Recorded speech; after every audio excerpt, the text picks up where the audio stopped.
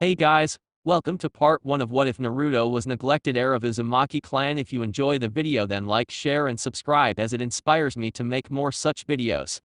So let's get started. Chapter 1. The story of a legend always has a rousing beginning. Some beginnings begin with pain and blood. Some begin with the usual cliché that embodies most legendary tales. This particular story of this legend didn't begin with any misery, it began with a smile and tears of joy. Perhaps one can argue that when every time a child is born, everyone rejoices, but it isn't every child whose birth is celebrated in the strongest village within the elemental nations. Naruto's birth was marked with joy and all that came with it. He was after all the first child of the beloved Yondaime Hokage of Konoha, or famous known as Konoha's Yellow Flash. That wasn't what made him special, he was born as the heir of the prestigious Uzumaki clan. The clan with blood ties to the Senju ties and by some accounts to the Uchiha clan.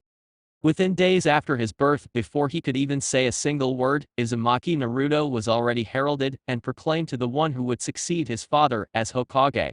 It was as such that for the first years of his life Naruto was the prince of Konoha by all accounts. A bit cliché for a beginning, but that is how the legend of Uzumaki Naruto began. Perhaps not the real beginning of his legend, but the start of his life. Yes, his legend began not so far away. The life of Uzumaki Naruto began 7 years before the Kyuubi attacked Konoha. He was birthed into the prestigious clan of the Uzumaki as its heir, and the only child of Konoha's greatest hero, Namikaze Minato. Love and joy took turns in greeting the young Uzumaki from the day he was born. Everyone loved him. He was after all, the beloved prince of Konoha. The hidden leaf wasn't ruled by monarchy, but yet the redhead was his highness more than anything. He was a celebrated crimson-head child who basked in the affections the leaf and even outsiders gave him. Perhaps if life had continued in that manner, his legend wouldn't have begun. Yes, he would have grown up as a spoiled child who got everything he wanted. From the moment he started registering words clearly, he had been always called with Sama. The respect of birth, not of achievements. It was all good while it lasted. They say that nothing ever lasts forever. Naruto thought this saying would never reveal its ugly literal face before him. But it did, almost like a cliché sad story. The waves of joy disappeared in just one night.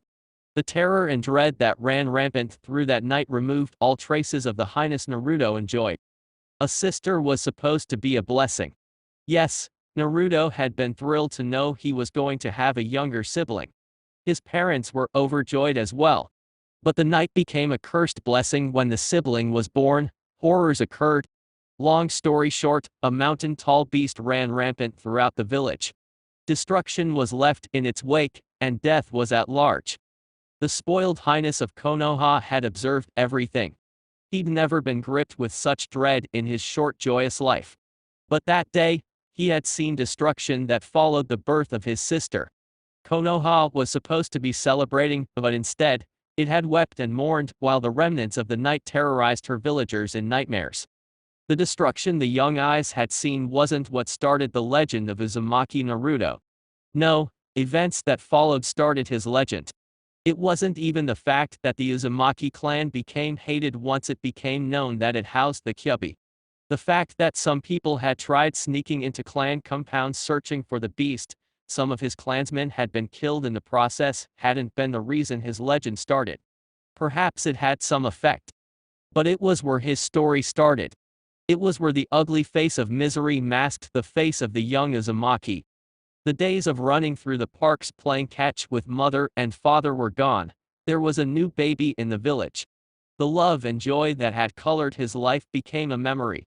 The villagers turned their attention to more pressing matters: their hatred for the Kyuubi, their pain and rebuilding. Overall, Naruto became invisible. Even as he walked through the village streets, people seemed to be ignoring him. Perhaps it was because he was an heir to the clan that contained the Kyuubi. The fact that he was Minato's son had been forgotten. Perhaps it was because he used Uzumaki rather than Namikaze. Possibilities were many, but the invisibility cloak that he wore since the mad rampage by the Kyuubi pushed Uzumaki Naruto towards the embrace of legend. The story begins. Uzumaki compound. The main house was bustling with activities as the clan members went in and out. The new baby was all that mattered these days. Her birth had been risky, unlike his. There was also the fact that some of the Kyuubi's chakra resided in her. Naruto may have heard wrong. But those were just the whispers that bounced through the walls of the main house. Naruto strolled through the people and walked towards his mother's oversized room. It had been a month since the Kyuubi filled the village with dread, and ever since then, Kushina has been lying in bed with her blonde-haired daughter. The extraction of the Kyuubi had left her weakened, and resealing it and taken a lot from her. A normal person would have kicked the bucket. But Kushina was Uzumaki by blood. She wasn't normal.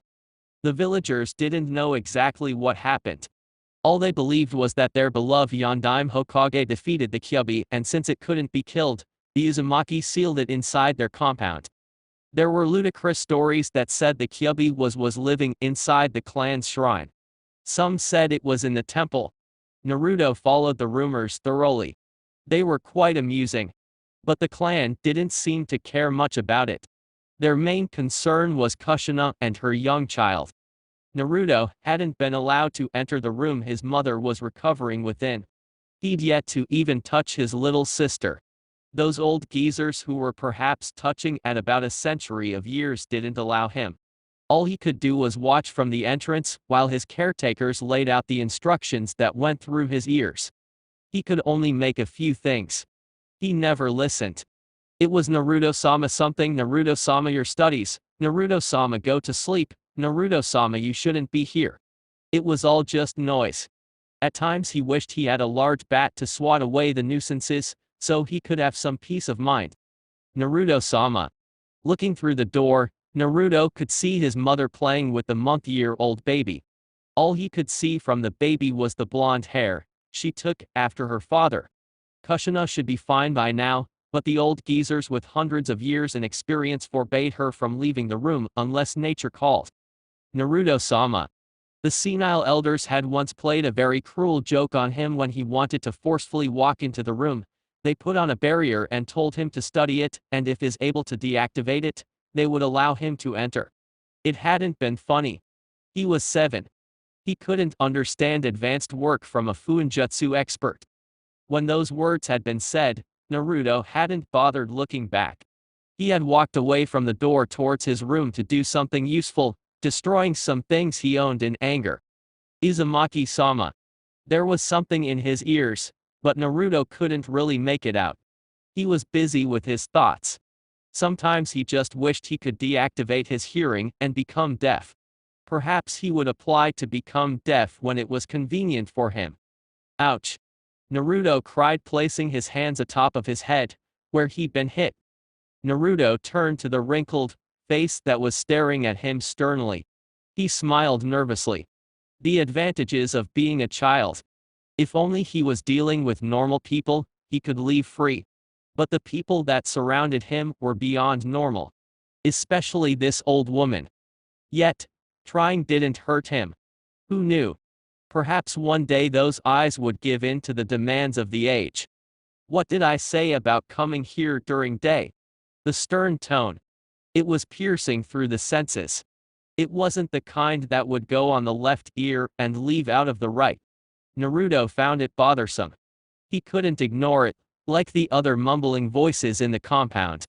How he wished he could find some way to be immune to it. If he found the formula, Minato would surely be the first person to try purchase the formula from him. The poor Hokage really suffered from this old geezer. It was almost sad seeing him shrink with each crushing word coming out of her mouth. Still, it wasn't sad enough for Naruto to pity the man. Perhaps some thought of him enjoyed watching someone being at the bitter end of Yoshino's sharp words. Sorry, Oba-san, Naruto said apologetically. Every day the desire to be in that room just grows stronger. Even if I were to get beat, I don't think I would stay away. His eyes turned to the room once again. A warm smile graced his lips. That is my mother, and my little sister. Wouldn't you wish to be closer to them? Yoshino sighed. Just hold on for another week, she said warmly. Now beat it. Your mother needs rest. When little Karin wakes up, she will be problematic. That was without question. The infant had the power to leave Kushina clueless on what to do to keep her quiet. Naruto sometimes felt sorry for his mother. He was sure he hadn't abused his mother as Karin was. The girl made his mother look like she was an amateur in raising up kids. Looking back at the obstacle in front of him, Naruto internally shook his head, shoving all the thoughts at the back of his head. Outwardly, Naruto nodded and turned away from the old woman. What do to? Around this time, when the days were still pleasant, full of love and joy, he would be hanging with his mother at the park, away from the senile geezers, who made him suffer through learning Fuinjutsu. Seriously, even his mother had to step in to shield him from the amount of knowledge being filled into his little head. Now that everyone was on their feet, securing the clan compound perimeters, he had free time to roam around without being tested. It was even more of a joy that the century-old woman didn't question him about his progress in Fuinjutsu. At times Naruto thought the woman was insanely obsessed with his advancement in the art. She had no problems in playing the cruel game in order to get him to learn. Well, he could go to his room and do a victory dance, or just run about the village doing a victory lap, since he wasn't questioned about something he has been avoiding to do since Karin was born. Naruto. Curses. Naruto turned around to face the old woman. Why did he even have such thoughts? He should have known that the woman had psychic abilities. The redhead smiled pleasantly, eyes closed. "Oba-san," he said in a sweet and innocent tone. That normally worked like a charm on other people, but the woman had some resistance that was unbreakable. Hell, even the legendary puppy eyes were no effect to her. She just shrugged it off. Perhaps she had seen it too often to be fooled by it. "Are you still continuing with your studies?" There was only one right answer to the question, and Naruto wasn't going to offer one that would land him into trouble. Naturally, the young Uzumaki said, "I wouldn't want to displease Oba-san by slacking off. Besides, as you always say, I must advance splendidly to make the clan proud." Yashino's eyes thinned slightly as she scrutinized Naruto's expression. It felt as if the woman trying to peel off the mask on his face. But Naruto was confident enough to just keep smiling as he was. This was a good way to avoid being read. Naruto had learned the technique a year ago: close your eyes and smile. That way he wouldn't feel as if he was staring at death, and was being fed a truth serum when staring at the woman's eyes. "I should hope so." There was an unsaid warning. "Once Karin-chan is ready to see the sun, I will want to see what you have learned. Of course, if there is no improvement, there will be consequences." So much for leaving the warning unsaid. He could have had the bitter joy of creeping himself out thinking of what could be his punishment should he disappoint. Well, it was time to get back to the books again. Naruto didn't want to be locked in a room full of explosive tags and told to disarm them within an hour or they would explode. Thinking about that experience, Naruto couldn't help but shiver slightly. The senile old woman believed the best learning course was through pain. Well, she was right. He certainly worked fast when he was in danger. Naturally, he wouldn't willingly agree to such brutal methods. Even his beloved mother didn't agree to them. But of course, Yoshino seemed to have the upper hand in every argument. "You won't be disappointed, Oba-san," Naruto said sweetly as he turned away. Some fresh air outside the clan compound would do. Perhaps he could go see his father. It was around lunch anyway. The man should be available for a chat. That decided, Naruto smiled contentedly and marched towards the Hokage Tower to see his beloved father. The thought of seeing his father made the blood inside him flow freely and electrolytes poked there and there around his body. If there was anyone who understood, it was Minato. That loving father of his. The smile Naruto put on when he thought of his beloved father didn't deserve to be in this world. Yes, it was out of this world. He could as well be taken to heaven while writing the joys of the memories he had with his father. It wasn't just his father only, but his mother as well. Ah, how could he not love his mother like that as well? She was a delight. The silent treatment from the streets didn't bother Naruto as he flew towards his father's office. No, He didn't even notice it. The memory joys were pushing him like a monstrous wave. He couldn't see anything from the other side but the wave. Hokage office. When Naruto reached the office, he found his beloved father present. Odu-sama the redhead greeted happily as he entered the office. Minato peeked through the mountain of papers that seemed to be holding a meeting on his desk. The Yondaime smiled at his son. The smile was weak. Even a 7-year-old Naruto could see that. It was very weak. Even gravity seemed to be pulling it down. Minato couldn't keep it for too long. Every second it seemed to fall off as if it was dozing off. The man was hardly home over the past month. Naruto couldn't really follow what was going on. But he just made bits about enemies being outside the village outskirts and dealing with the effects of the Kyuubi's mad rampage as well as the resentful villagers. It was tough apparently. Still, seeing his beloved father like that made Naruto frown slightly. Obviously, even if he asked, the man wouldn't be able to go to the park with him. It was sad. All those happy thoughts just got buried 6 feet under even before Minato could say anything. Naruto. Minato said weakly. You caught me at a wrong time. The voice was weak. It was almost as if the man has been starved for days. His eyes were slightly unfocused. He wasn't getting much sleep. Naruto blamed being Hokage. If it wasn't because of this job, he would be having his father now. They couldn't even go to the ramen stand to enjoy lunch together with his mother as well. How things changed. If only that tragedy didn't happen. Things wouldn't have changed. Naruto pushed all the gloomy thoughts away. He chose to act as if he had suffered from a memory loss, having forgotten what his father had just said. When is your lunch, Odu-sama? Minato closed his eyes slightly as he tried to put on a strong mask on his face. I've already eaten, he said, still weakly. He wanted to strengthen his voice, but he couldn't, he was too worn out. Oh. The sadness and disappointment in Naruto's voice hit Minato like a cold slap. He couldn't disappoint his son like that. And so, he was quick to try to correct things. How about this? We will have lunch together tomorrow. Ikaraku ramen. I'll get you as many bowls as you like, Minato offered, trying to appease his son. I'll even be back home for dinner today. Perhaps, I'll take you to the Hokage monument thereafter. There have been disappointments of late. His father had once said he would come back for dinner. But when he came back home, he didn't even eat. He went straight to bed. And that wasn't the only time Minato had done so. Yet even so, Naruto smiled at his father. He would wait patiently for his father to come back home later on. This was his father. His beloved father. There was no reason to count the sins of the past. Naruto was cut off when the doors burst open.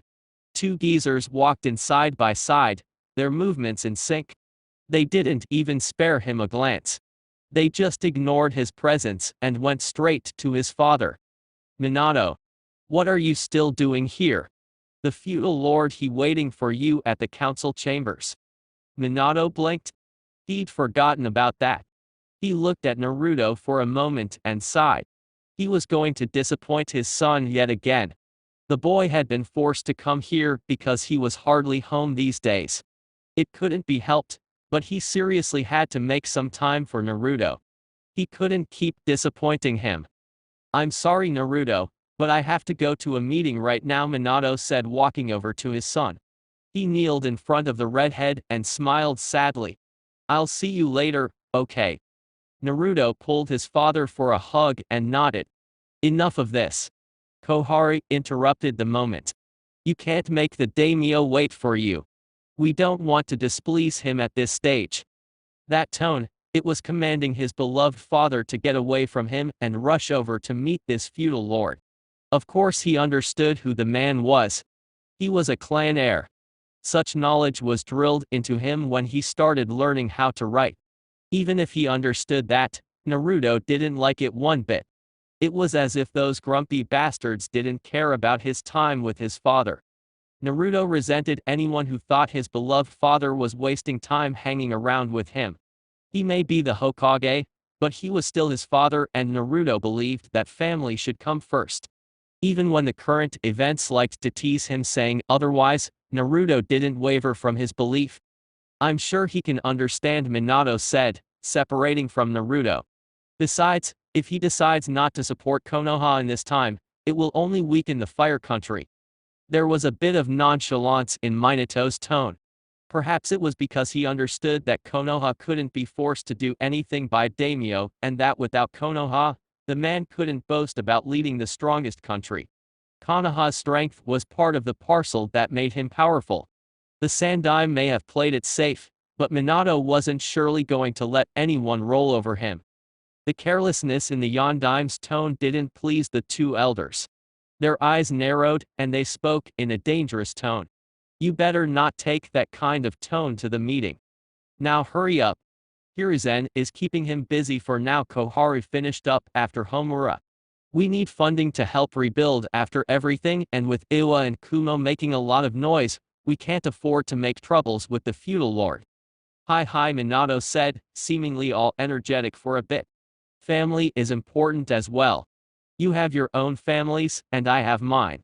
Moments with my son are also important." Minato was smiling to his son by now. Naruto just warmed up to his father. If the elders didn't know it, he was also shooting them a look that clearly said, "Take that, you old geezers." They thought they could take away his father like that. Suits them right.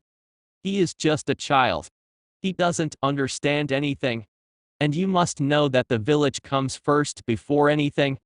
Minato refused to comment on that. He gave Naruto one last smile as he stood up. And all of the sudden it was weak again. It was as if the words coming from the old hag had just sulked up all the energy he received when they'd hugged. Although they didn't notice it, Naruto gave the elders a nasty look. "I'll see you at home," Minato said before disappearing in a flash of yellow. With his father gone, Naruto had no reason to be here. But he couldn't leave with those two still in the office. He wanted nothing more than to glare at them and say something. But he couldn't think of anything appropriate to say. "What are you still doing here? This isn't a place for children." It wasn't for old geezers either. They were too old to be giving orders. Other old people were at home taking care for their grandkids, telling them fairy tales and other unbelievable stories. But who was he to say? Naruto couldn't say anything. They would just point out that he was a child, and it was better not to make any troubles. Still, his mother had taught him that he shouldn't allow himself to be bullied, and that he should fight back. It was only fitting for the son of Kushina to be strong. And as heir of the Uzumaki clan, he couldn't afford to be seen as a weak child. This was bullying, right? They were picking up on him because he was a child. The woman shook her head. "I don't even understand why he is still doing out in the streets. He should be in the academy like other kids." "Well, one thing is for certain though, the days of playing prince are over." They were picking on him. Well, they were old people, and they could be right. The joyous days were leaving him. All that was left was just a memory. Still, Naruto smiled innocently, eyes closed, head tilted to the right. "Sorry. I'll go play along with other kids in the park." That was a lie. He didn't have any friends. The only friends he'd only made were his parents. He'd spent most of his time with his mother, and being forced to study books, and learning the proper manners and discipline. Naruto turned his way, still smiling, and ran along out of the office. Home was the destination. Night came quickly as the seconds ticked away. Naruto hadn't felt a thing. It hadn't felt like hours had gone by for the night to greet the village hidden in leaves with a cold breeze that forced most villagers into the comfort of their beloved homes. The excitement of waiting for his father had been a little too much. He couldn't help but wait. It was almost as if his body had been induced with a large sum of adrenaline. He wasn't all bubbly enough to be dancing around the main house like the child he was.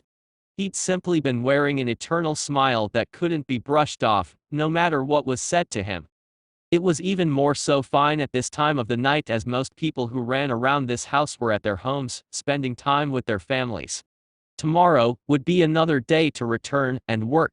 The century-old geezer was the only one who stayed behind sometimes. This was her home too.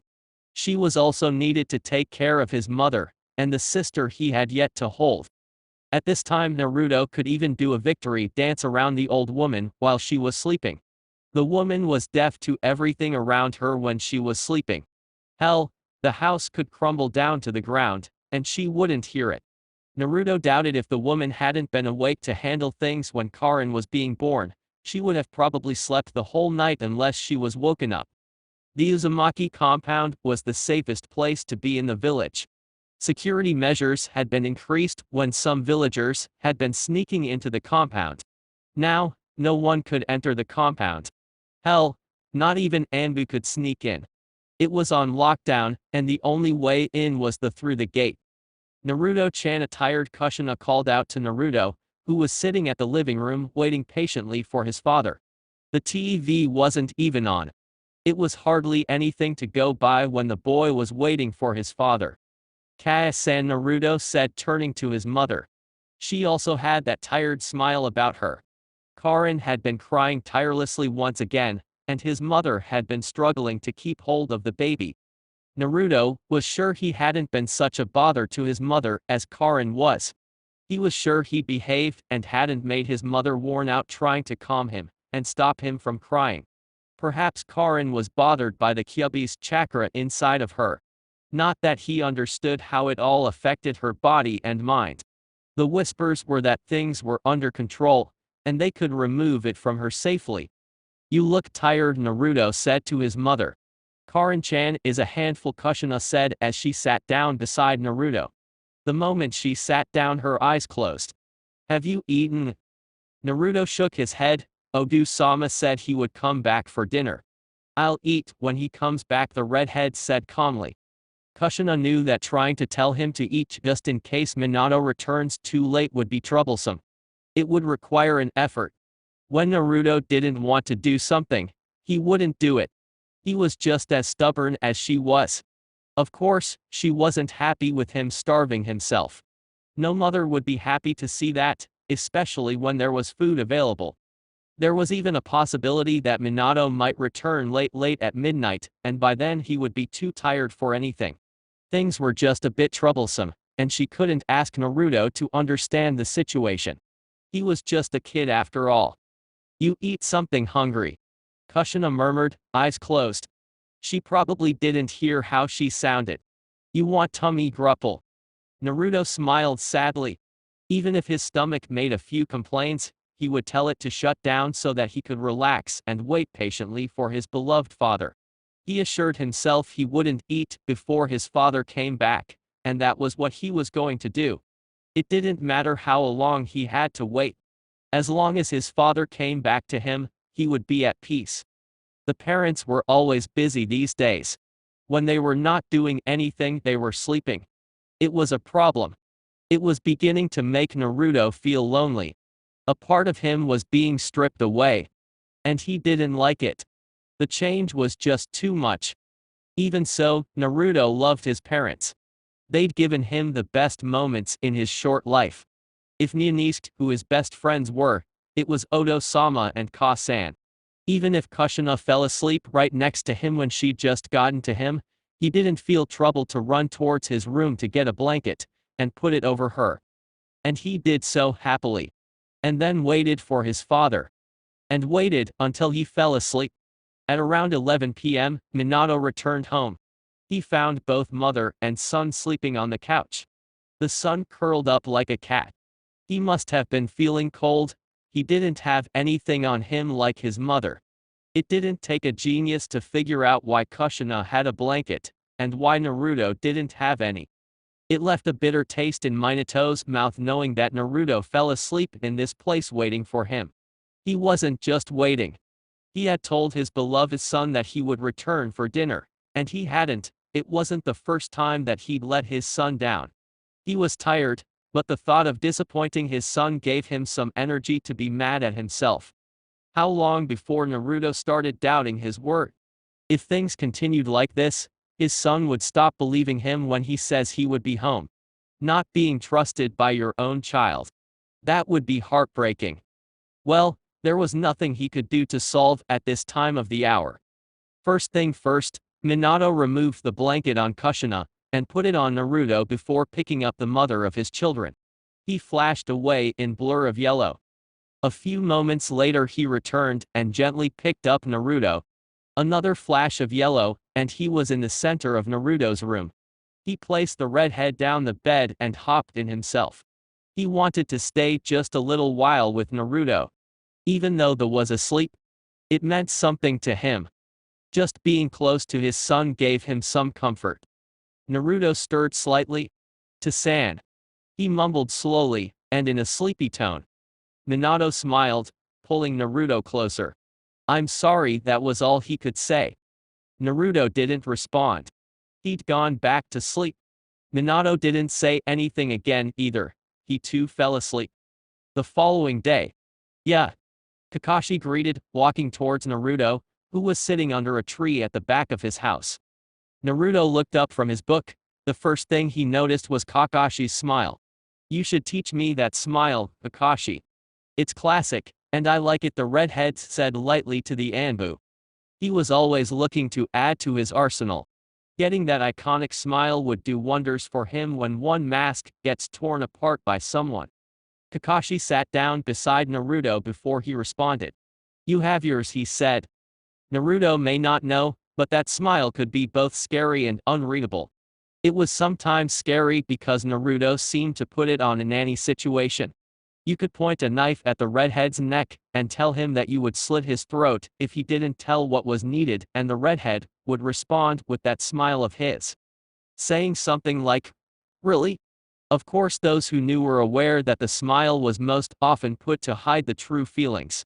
Perhaps it could be categorized as Naruto's fake smile, but it wasn't necessarily a fake smile. Those who didn't know may not notice it because he did it so sweetly with a bit of innocence. "I know, but would it hurt if we smiled the same every now and then?" Kakashi shrugged. "Yoshino-san still making you read every morning before you leave the compound?" Naruto nodded with a frown. "Saying I read while I didn't will only get me into trouble because I will still have to do tests, and I'm only going to suffer when I'm forced to demonstrate what I have learned." Naruto was beginning to think that the old woman liked to make him suffer. Perhaps he'd done something horrible unintentionally. Who knew? What was without question was that he really didn't enjoy spending time with Yoshino. Think of her made his muscles tense, and there was always the urge to either just dig hole and crawl inside, or just smile pleasantly while praying to the gods to make her disappear from his head. No slacking off, huh? But it was only reading. As far as Kakashi was concerned, the redhead wasn't taught any other shinobi art other than Fuinjutsu. They focused on art of sealing because it was a proud skill that Uzumaki possessed with great expertise than any other. They seal specialized in seals. No wonder they didn't bother with other arts. Then again, Naruto was still young. Things may be tense outside, but no one was forcing kids to be put into training so that they could be shipped to war as they were during the Third Shinobi World War. Kakashi hoped that things didn't go that far, but with how things were outside, anything was possible. Naruto was the Hokage's son. If things reached a boiling point, they would first look at him. He would be expected to fight as his father, leading by example. At least the boy had his mother. Kushina would tear apart anyone who comes up with the idea of sending her son to war at his age. There would be no reasoning with the woman. "No, slack off, and you get punished for it." Even if nobody is watching, the actions will always expose the innocent lies, Naruto said, shaking his head. "You're not doing missions today?" "I'm on guard duty for the next 3 months," Kakashi said. It was sort of his time off, because he'd been working tirelessly when Kushina was pregnant, and over the past month. His sensei had granted him the time to relax away from the battles outside the village and being on 24/7 guard duty. He only had to work some shifts now. "So you'll have more time then." "Not that it will matter," Naruto said with a sigh. It was really difficult to get in touch with the Anbu even when he was free. Kakashi hardly ever came around to hang out. It made even his young mind curious. "So? I'd come to see your mother," Kakashi said. I'm going to be spending some time here watching over your little sister. You know, since those incidents, non-clan members aren't really welcomed into the clan compound. Could his people be blamed for doing so? The whole village thought the Bajoa that nearly destroyed their beloved village was being worshipped inside the compound and came in here to try to slay it. The thought that they could worship such a creature was ridiculous. No one tried to say otherwise though, not from the clan. Minato had tired to say something, and only succeeded in calming his people from doing stupid things. But the Uzumakis have kept their distance and their silence. They chose not to involve in themselves in petty conflicts with the villagers. Hell, the fact that they thought the Bajoa was inside their shrine was because the clan had decided it wasn't worth telling them who the Bajoa was sealed into. It was decided that it should be kept a secret. And as far as Naruto knew, even the village council didn't know. That century-old woman had simply told them that the Kyubi was their burden since it came to Konoha, and unless they planned to use the Bajoa as a weapon then they didn't need to know. But of course there was the punchline that if that were the case, those clan members would have to volunteer one of their children to become the host weapon, and the Uzumaki would willingly ensure the sealing was a success. It was allowing the council to know who the Bajoa was sealed into that led to the information leaking out, so they didn't have much of a say. How are things? Naruto looked into the sky for a few moments. Okay, I guess he said. Kakashi raised an eyebrow in response. Really? He thought. Well, he hadn't been told that Naruto was down lately, but things had definitely changed and they weren't going to get better. This was why he was even here in the first place. Then again, Naruto was just a kid. Perhaps he was choosing to ignore the glaring reality to keep his happiness. Since Naruto had been loved by the villagers, he doesn't receive some resentment from the villagers as most of the clan members do when they were outside the Uzumaki compound. It would be difficult to hate what they used to adore, especially without any proof of the redhead doing anything wrong. And so they chose to just pretend as if he was invisible. The redhead had yet to feel how damaging being ignored was, but he would soon enough. Kakashi was sure of it. He hoped then, the boy would be able to cope. Naruto-sama. A young lady called out from the back door. It's time for your history lessons? Naruto groaned. Once again, he wished he was both deaf and blind. He wouldn't need to learn these things. I wish I was 18 or Jonin already, he said, closing his book. What happens then?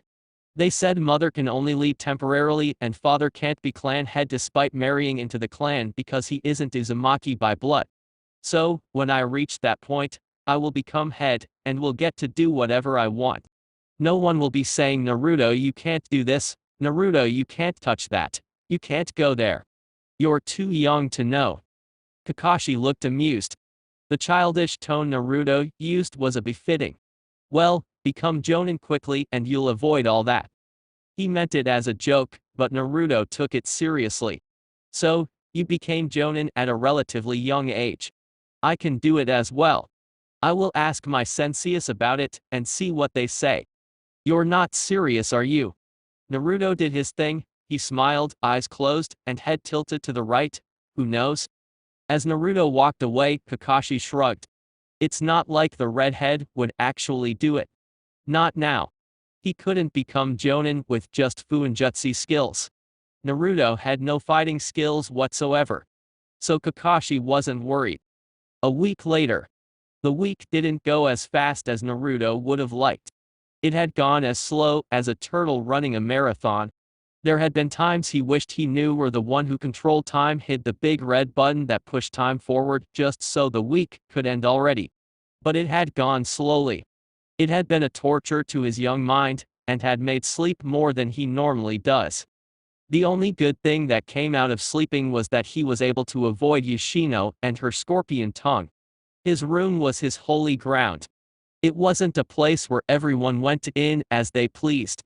Perhaps she'd even kept away from him because the final tests were being carried out around the house and the compound as a whole. The village was also getting a new look in terms of the Fuinjutsu at work. Naruto had showed up for every meal. Things were difficult, but not so difficult enough for him to miss a meal. If he'd missed one, he would have been forced to eat. That senile old woman would have shoved the food down his throat. She wouldn't have problems feeding him like he was an infant.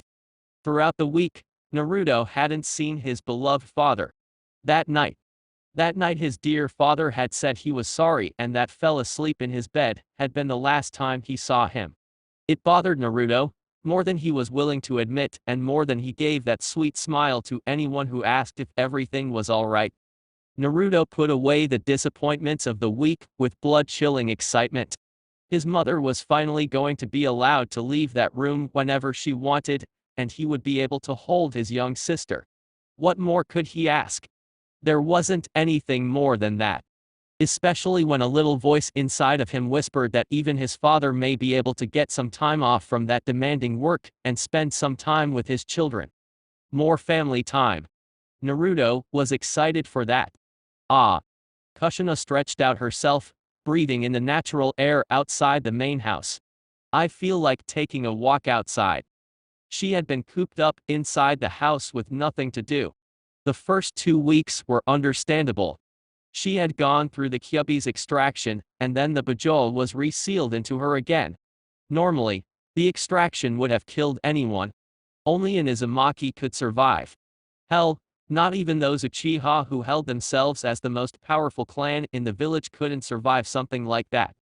The ordeal had left her worn out, and with little energy. She had recovered after 2 weeks and 3 more weeks were forced upon her. And who is going to look after Karin-chan while you're out? Yoshino questioned in a demanding tone. I'm not going to take care of another one of your brats while you run around the village. Naruto was a handful enough. I will take her with me, Kushina said simply. That isn't going to happen. Not when things are that tense outside, Yoshino said sternly. We don't know what might happen if you go outside. They ignore Naruto and show contempt to our clan. Karin shouldn't be exposed to such an environment. We won't know until I get out there, Kushina said with a shrug. Besides, Kakashi will be guarding me. Nothing will happen. I'm just going to the Uchiha compound to see Mikoto-chan. As the words left her mouth, Kushina sent a dangerous look towards Yoshino, who was reminded that Kushina was just as stubborn as she was. You have to understand that we couldn't allow anyone inside the compound. Not even friends, Yoshino said a bit quickly. It won't be necessary for you to go there anyway. Mikoto is coming here herself. At this time, Naruto stood at the doorway, watching the match between his beloved mother and the old hag. You didn't plan that so that I don't go out, did you? Kushina questioned, walking towards Yoshino. Of course not, the old woman said quickly. Good, Kushina said with a smile. Because when Mikoto comes here, I will walk her out of the compound, and you won't stop me. You can try, but I doubt you'd be very successful. Naruto smiled inwardly. Ah, that was one way to win an argument with the old woman. The challenge of physical prowess. One thing was obvious, Kushina wasn't afraid to get physical with anyone. Come on, Naruto, Kushina said, pulling Naruto. They went into her oversized room and she showed him Karin. Naruto just stood there motionless. The baby was beautiful. It was the cutest thing he had ever seen. The little hands, the little fingers. Her eyes. They were just like his. The bright hair was obviously from their father. But it was no doubt it was his younger sister. Naruto felt a sudden wave of emotions flush over him. It was a bit overwhelming that he wanted to cry. But he held himself. He didn't want to cry in front of his younger sister. That would be wrong. What would happen if Karin cried as well? Who would his mother comfort first? The redhead looked at his smiling mother. Can I? Sure you can. Naruto leaned over and picked up the little girl. He was sure her eyes had looked at him curiously. She didn't recognize him. She had yet to see him after all. The little hands were raised up slightly as if she was trying to grab his face.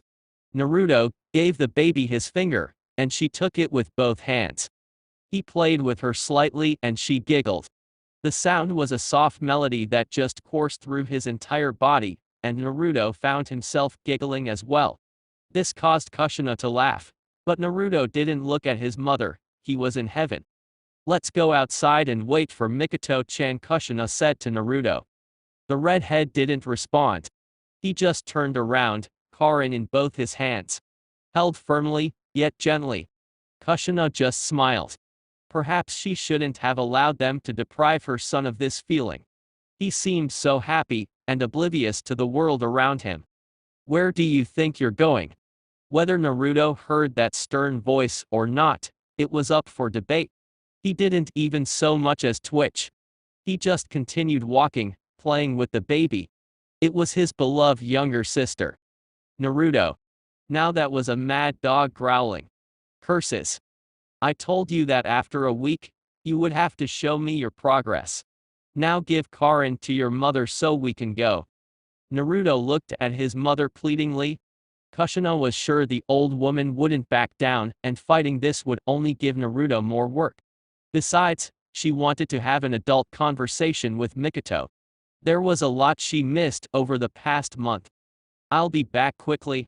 Promise, Kushina said, taking Karin from Naruto. Naruto hid his disappointment from his mother. It didn't matter if she would be back sooner or later. The fact is that he didn't want to leave with that old woman. He wanted to spend time with his beloved sister and his mother. Nothing else. And the fact that she was going to leave him in the hands of that senile sharp tongue was a disappointment. Where were the good days she used to shield him from most damages? She couldn't do it all the time, but there were days she tried, and even if he ended up being pulled to the torture chamber, he would know that she had tried, but failed because she was trying to push a mountain. Come on, Naruto. My legs aren't youthful as they used to be. Naruto smiled, turning towards the old woman. He was tempted to tell her to just lie down and crawl like a snake. He'd heard one of her grandkids telling her that when she had complained about her age. But he was certain it wouldn't end well for him. So, he settled for a smile and said, "Hi, Oba-san." Yoshino frowned at the smile on Naruto's face. It was becoming unnerving. She hoped it didn't turn into one of those twisted smiles soon.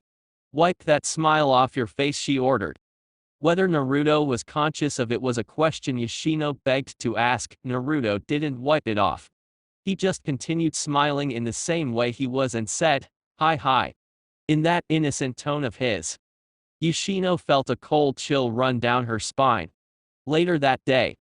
Uzumaki compound. Minato smiled warmly, holding his second child. This was the first time he was holding Karin outside of his bedroom. Things were always a bit difficult with everyone running around the house and Kushina being kept locked in that room. Well, it worked for the best. Nothing bad had happened to her and the young girl who looked almost like him, well, by hair and eyes only. The difficult standing with the village made things a bit difficult for everyone, but things would proceed smoothly once he focuses his attention on the villagers. He wasn't going to allow the villagers to do as they pleased. Even other clan heads agreed that there was no justifiable reason for them to look at the Uzumaki with contempt and suspicion. For now, he was just happy to be home with his family. Where is Naruto? Minato asked Kushina, who was leaning against his right shoulder, sitting on the couch in the sitting room. He is probably still with Oba-san, Kushina said. She frowned slightly. He is getting worked hard because of the responsibility that will fall on him once he grows. I wish they didn't take it too far though. You should talk to them, Minato said. I also want Naruto to have a normal childhood. Well, we did everything we could before this. We can't be blamed for not having been there for him. He had made time for his son and wife. Things were just different now, but he had raised Naruto as best as he could. Hell, he had even replaced himself with a clone during lunchtime to spend time with his son. Naruto was his son. He had a responsibility towards him as well. And he had fulfilled his duties as a kage and a father splendidly. Not of late though. That made him frown. Disappointed with himself even. The Uzumaki won't listen to me. But they will listen to you, Minato added. Kushina sighed.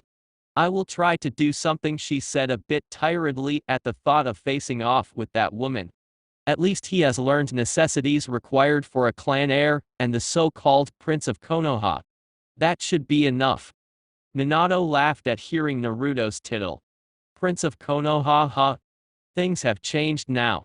But I still hope I treat this one as they treated Naruto. He was sad and hopeful at the same time. Have I missed that much? Kushina asked, seeing the sad smile in Minato's face. The Yondaime Hokage nodded. Your clan and the Uchiha clan have become scapegoats for everything. Since they can't direct their hatred at the Kyuubi because they can't see it, they are directing it at the Uzumaki clan. The Uchiha are suspected for being the ones that led it to the village. Although it is the Uzumaki who managed to reseal the Bajoa, you are being made to look like you're sheltering the Bajoa from harm. All I did was teleport the Bajoa away from the village, stopping it from destroying the village. You did the rest, but they seem only to see what I did as the only good. Kushina released a long breath. It's that bad, huh? Well, no wonder it was being kept away from me. But when I was walking through the streets, they didn't seem to hate me. In fact, most of them came up to me to see Karin-chan. I don't think we will have a problem with her. Minato smiled. That is at least good, he said. Naruto is being ignored though. I think they will like Karin because she carries my name. He paused for a moment. I hope that things will change soon enough. We can't live happily in such conditions. Kushina nodded. She turned to the door as she heard it open. A tired-looking Naruto entered the room. Both parents smiled, seeing the older child. Naruto, come and join us, Minato said happily. Kushina nodded, already holding out her hands to welcome Naruto. This will be the first time we all sit together as a family, she said excitedly. Naruto liked the idea as well. It was pleasant and just washed over all that tiredness he had in him. He wanted nothing more than to just run to his mother's arms. But he kept his cool. He wasn't about to act like a little boy in front of his younger sister. As Naruto walked towards his parents, Karin started to cry. That killed the mood. Both parents scrambled trying to make the baby stop crying. They appeared to be unsuccessful though as this went on for a couple of minutes. Minato just seemed clueless on what to do. Naruto just waited in the sideways until he decided to just excuse himself. All that tiredness he'd been feeling had returned at full force, and then some. Even as he left the room, no one seemed to notice him. He understood Karin was crying. But that didn't make the negative emotions in him go away. He felt something as he climbed up the stairs, seeing both his parents become oblivious of his presence and make a fuss over the crying baby. Still, Naruto didn't let it bother him. He reasoned he was walking away because he was tired, and it was his body pushing him towards his room, not the negative emotions he was feeling. That was the only thought that comforted him enough for him to have a good night's sleep. He hoped tomorrow would be different. But he'd been wrong, the day hadn't been any different. In fact, it seemed to have grown into a new ache inside his chest. He'd started it happily. That old woman had said he could take the day off, because he'd impressed her with how far he'd gone with his fuinjutsu. She'd even said that he'd done more than she had expected given that his skills when he first began learning were mediocre at best. Naruto hadn't been insulted by those bluntly words slapped into his face. There was a secret that Yoshino didn't know. When those words slapped him, he rubbed them away from his conscience by thinking. How little she knew. It hadn't been that he had been pathetic in fuinjutsu. It was simple, he was just a kid and he liked to play rather than being stuck in itchy clothes while learning everything that could be known. Of course, the first thought was that if he sucked at fuinjutsu he would be able to get off the hard work, and they would just leave him be as a useless brat who couldn't do something both his parents excelled in. That wouldn't have bothered Naruto.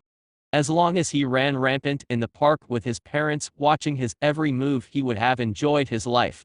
But his little hopes were dashed when that old hag theorized it was just best to teach him the cruel way. That way, he would eventually learn. She thought her harsh lessons were proving to be productive, but it wasn't like that. Still, Naruto cursed himself for having made that choice. It has only landed him in more unnecessary pain. He hadn't bothered telling the truth, however. With the day off, Naruto had thought he would enjoy some time with his mother and little sister. His beloved father was out of the question, because he always had to run off to work early in the morning. Those hopes were quickly dashed. It may have been morning for him, but he was much late than usual. The weariness of yesterday's night had made him sleep in, and no one had bothered waking him up since it was his day off. Even so, what killed the happy thought was that both his parents were said to have left off early with Karin. Naruto might have been jealous, but it bothered him that his father was willing to make time for Karin, but couldn't make it for him. What was worse, they'd left off without him. They didn't wake him up. They had breakfast and left him all alone. Perhaps he was being childish in feeling negative about it all. But who could complain? He was a child. He was supposed to have childish thoughts. The young Uzumaki took care of his body and filled up his gut before making his way out of the compound. He didn't go too far though. The atmosphere became all too apparent to him. Perhaps it was because he was feeling down. But what had apparently happened was that Minato had stood before everyone with Kushina and revealed his second child, his daughter Karin, who looked like him. They'd done it without him. Shouldn't he have been there with them to take a family photo? Shouldn't he have been the one to hold Karin as her brother? Naruto felt left out. The whispers in the streets didn't paint a better picture inside his head. Everyone in the streets was going all about how she was like her father, and how the other kid didn't look like Minato. The other kid. Apparently, they were suffering from selective amnesia.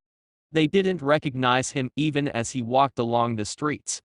Thinking deep about it, Naruto realized that he'd been wearing the invisibility cloak since the Kyuubi attack. He'd just been ignorant of it to take to heart. But now it hurt. He didn't want to be invisible. Did these people think he might be the one carrying the Kyuubi? Did they just wish to ignore him because he was the heir of the clan that held the Kyuubi within its walls? With such questions and no answers, Naruto had cut his journey short and had returned to the home thinking it was his safe place. But the atmosphere there would prove to be as destructive as the one outside. The month that followed didn't change anything. The Uzumaki compound was fussing about Karin. Day in and day out. It was Karin this and Karin that. No one minded him. Hell, even his caretakers were now solely focused on taking care of Karin. His father's time in the house had become rare, but even if it was rare, he only spent time with his daughter. No one even came to his room to say good night. The senile geezer had said he shouldn't let things bother him because things were like this after he was born, and that things would change. But days just piled up and nothing changed. Even if he tried telling himself that he should give Karin time to be loved as he was loved, the fact that his presence had seemingly become non-existent was tearing him apart in the insides. It felt as if he was living inside his own little bottle. It was like he was on his own inside konoha. Worse of all, even at his own home. His life, his existence, his worth, it had all vanished. And he'd become unclothed, and no one took pity to clothe him. Naruto realized it then. All the fuss the villagers made about him during those good days weren't because he was great, or they just loved him. No, it was all because of Minato. And now something new had replaced him. The fuss they'd made about him was like what they do about fashion. Now something new had popped up, and they'd thrown him into the back of the wardrobe, never to be picked up again. There was also the fact that he hadn't inherited that blonde hair from his father. Outrageous rumors flew about. But Naruto didn't care too much for it. The cold hard truth was that he was nothing. The fame had just been borrowed. He never deserved the fame in the first place. But he still deserved being visible inside the house he called home, or as it had become, the place he slept, and the place that fed him. One thing was certain: if he wanted to become visible again, he would have to earn it. But one thing that made him bitter was the fact that he could no longer feel the love from his parents, and he didn't have to earn their love and affection. They were his parents. They ought to be there. But now they were just present in the house. Nevertheless, didn't feel like his parents, but Karin's parents. Chapter 2. No one questioned anything when things were free-flowing like water does in a waterfall. People just enjoyed the free fall and basked in the warmth of the joys the days were showering them with. Thinking about bad things lead to people being called cynical. Perhaps Naruto was becoming like that, but it didn't matter much. No one was going to question him about it, and no one was going to notice it. No one was close to him these days. He'd become a lone wolf of the Uzumaki clan. Questions had to be asked. It wasn't a bad thing. Then again, what did he know? He was just a brat. That was all what the adults said when he inquired about certain things. Yes, there were things children didn't have to know and things they couldn't possibly understood. It wasn't that Naruto wanted to know everything, he just hated it when the "you're just a brat" card was slapped on his face. What Naruto had come to understand with questions being asked about how things were going in life was that bad things didn't happen because one had done good. Good things happen to bad people, and bad things happen to good person. That was the cycle of life. It was interesting. Curious even. Yet, questionable. So much so that Naruto wanted to meet the person who pushed these things in life to happen the way they do. Perhaps there really was a god. If so, Naruto wouldn't mind praying to this god. So long as his ways were blessed in turn. As Naruto looked down to the village from the Hokage monument, he saw the beautifully lit streets of the village hidden in leaves full with activities from people of all kinds. The military police could be seen managing things from getting out of hand between loathsome drunkards, and those hooligans who sought nothing but trouble. Minato had taught him how to observe the streets. He had been the one who showed him this beautiful place that intoxicated his lungs with a fresh air that just spelled nature and peace. Those had been the good days. Good days indeed. When he sat atop of this head, Naruto had felt like he was sitting atop of his beloved father's head, and now he was sitting atop of the Yondaime Hokage's head. That should feel wrong, but Naruto didn't feel anything wrong with it. There was just the masked bitterness about the situation, and nothing else. These days, he often found himself climbing up here to get some fresh air and just be away from everything in the village. Up here, being alone with no one to talk to, no one seeing him, just being invisible to the village, yet being able to witness most things happening in the village. It just reflected his daily life within the hidden leaf. How he wished things were minus. Naruto trailed off from his train of thoughts, and looked behind him. There was a man, an old man. He wasn't fond of old people these days. They frustrated him to no end. If they weren't there to bother children, then their lives would be much better. The view is quite lively from here, the old man said, walking slowly towards him. His tone was just empty of all emotions. But that didn't weird Naruto out. It wasn't like the first time he'd heard someone speak like a zombie. If you say so, Naruto responded, looking back at the village. There was a slight shrug of indifference from his right shoulder, one that the old man noticed, but didn't say anything about it. Now where had he seen this old man before? Naruto thought deep. Ah. Bingo. He'd seen him in the Hokage's office. He didn't remember what the man was saying, but he had been having a heated conversation with his father, and when the man left, he was left with the unquestionable impression that the Hokage didn't like the man. Being curious, he had asked.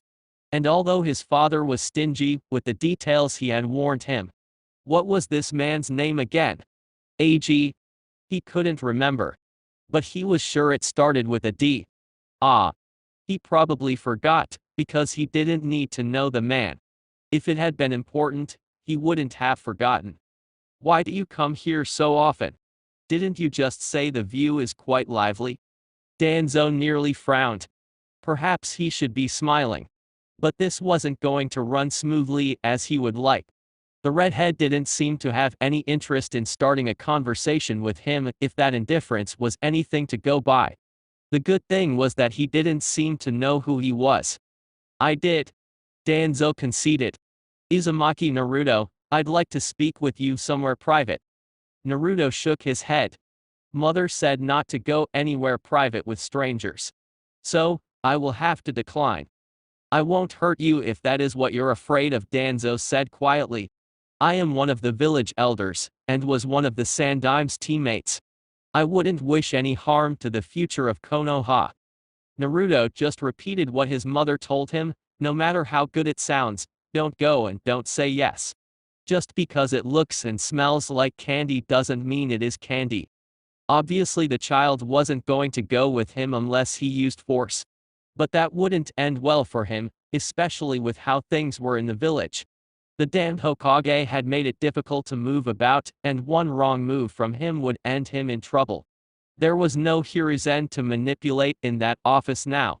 Minato might be peace-minded like the Sandaime, but he didn't concede to pressure.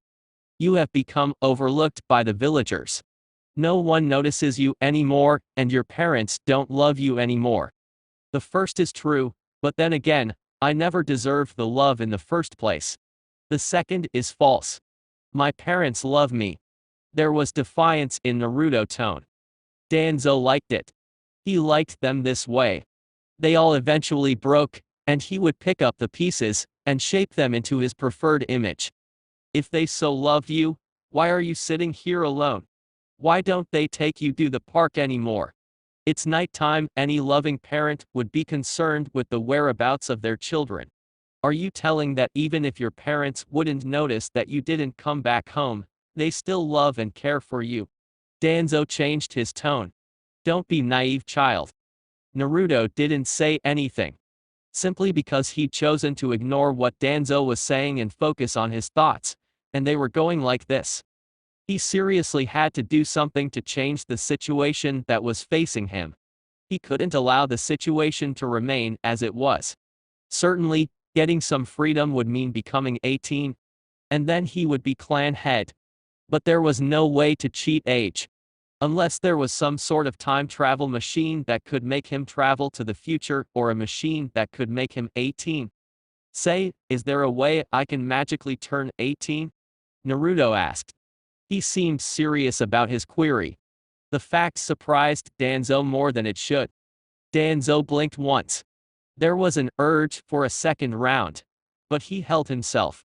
Did the child just ignore all that emphatically delivered speech for this stupid question?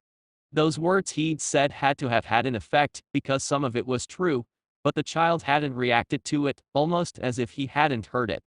What was wrong with this kid?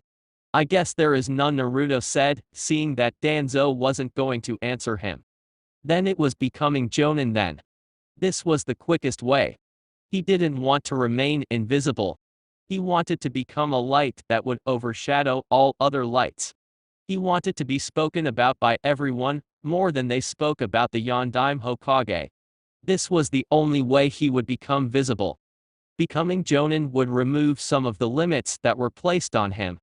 That was something worth looking forward to. He had to go to the academy though. This was the only way he could become a Jonin. Kakashi had gone through the academy first. All great shinobi attended the academy. It was his time. Have you thought about entering the academy? Danzo asked. Naruto yelped as if he'd been hit. Adults can really read minds. He cried, holding his head, trying to shield it from further penetration from the old man. So you have thought of it, Danzo said quietly. It won't teach you anything that will get you recognized. Those who have excelled in the academy have done so because they received training as well. I can give you that special training. Naruto turned to face Danzo, a curious look on his face. He then beamed up slightly. Danzo, he said a bit happily. I'm sorry, but father said not to do anything with you. He said you're a bad person. It was all said while the redhead had his perfect smile. Where is that father now? At least I'm here trying to offer you my help. Naruto's eyes opened slightly and his smile shrunk a bit. He looked behind Danzo and said, Odu-sama, what are you doing here? Danzo's neck nearly snapped as he twisted around. But when he looked, there was no one. There was no Minato behind him. It was a bluff, and as he turned around, Naruto was nowhere to be seen. He disappeared. Was he just ticked by a 7-year-old with selective hearing capabilities? That was honestly disappointing. Really? Danzo had never had such a failed first impression. The brat didn't seem interested in hearing what he was saying. There was no way he could have gone about it. The gaki was just impossible. How was he supposed to land a first good impression on someone who only heard what he wanted to hear?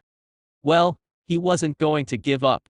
It was back to the drawing board once again, and Danzo wouldn't fail unless there was outside interference. A brat who thought it was possible to magically turn 18 couldn't win in a battle against him.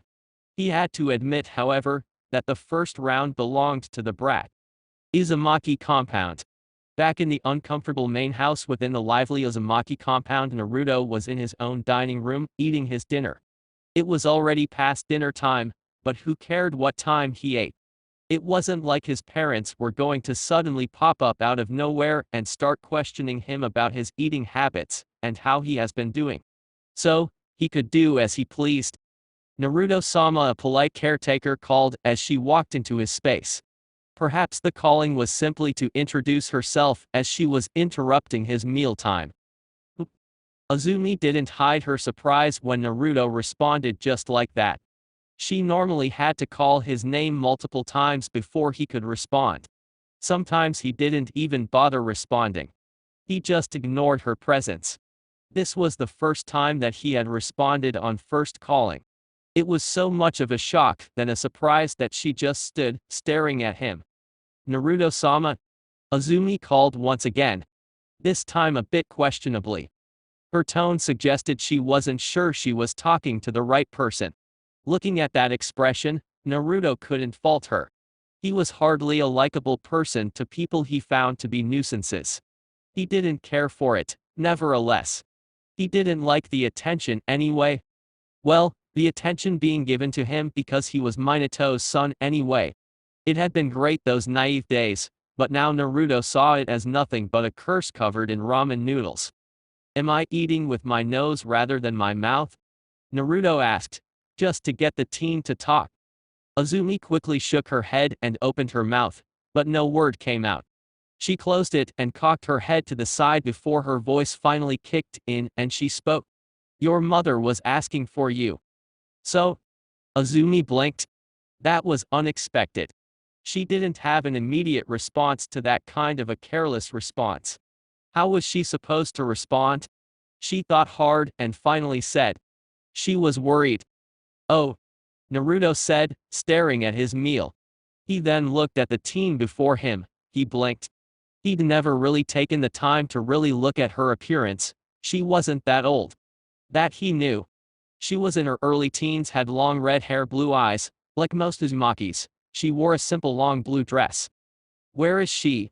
Sleeping, Azumi responded quickly. Figures. Naruto gave his own quick response. I have a few questions. Can you join me? I don't know, Azumi hesitated. I was supposed to have been home some time ago.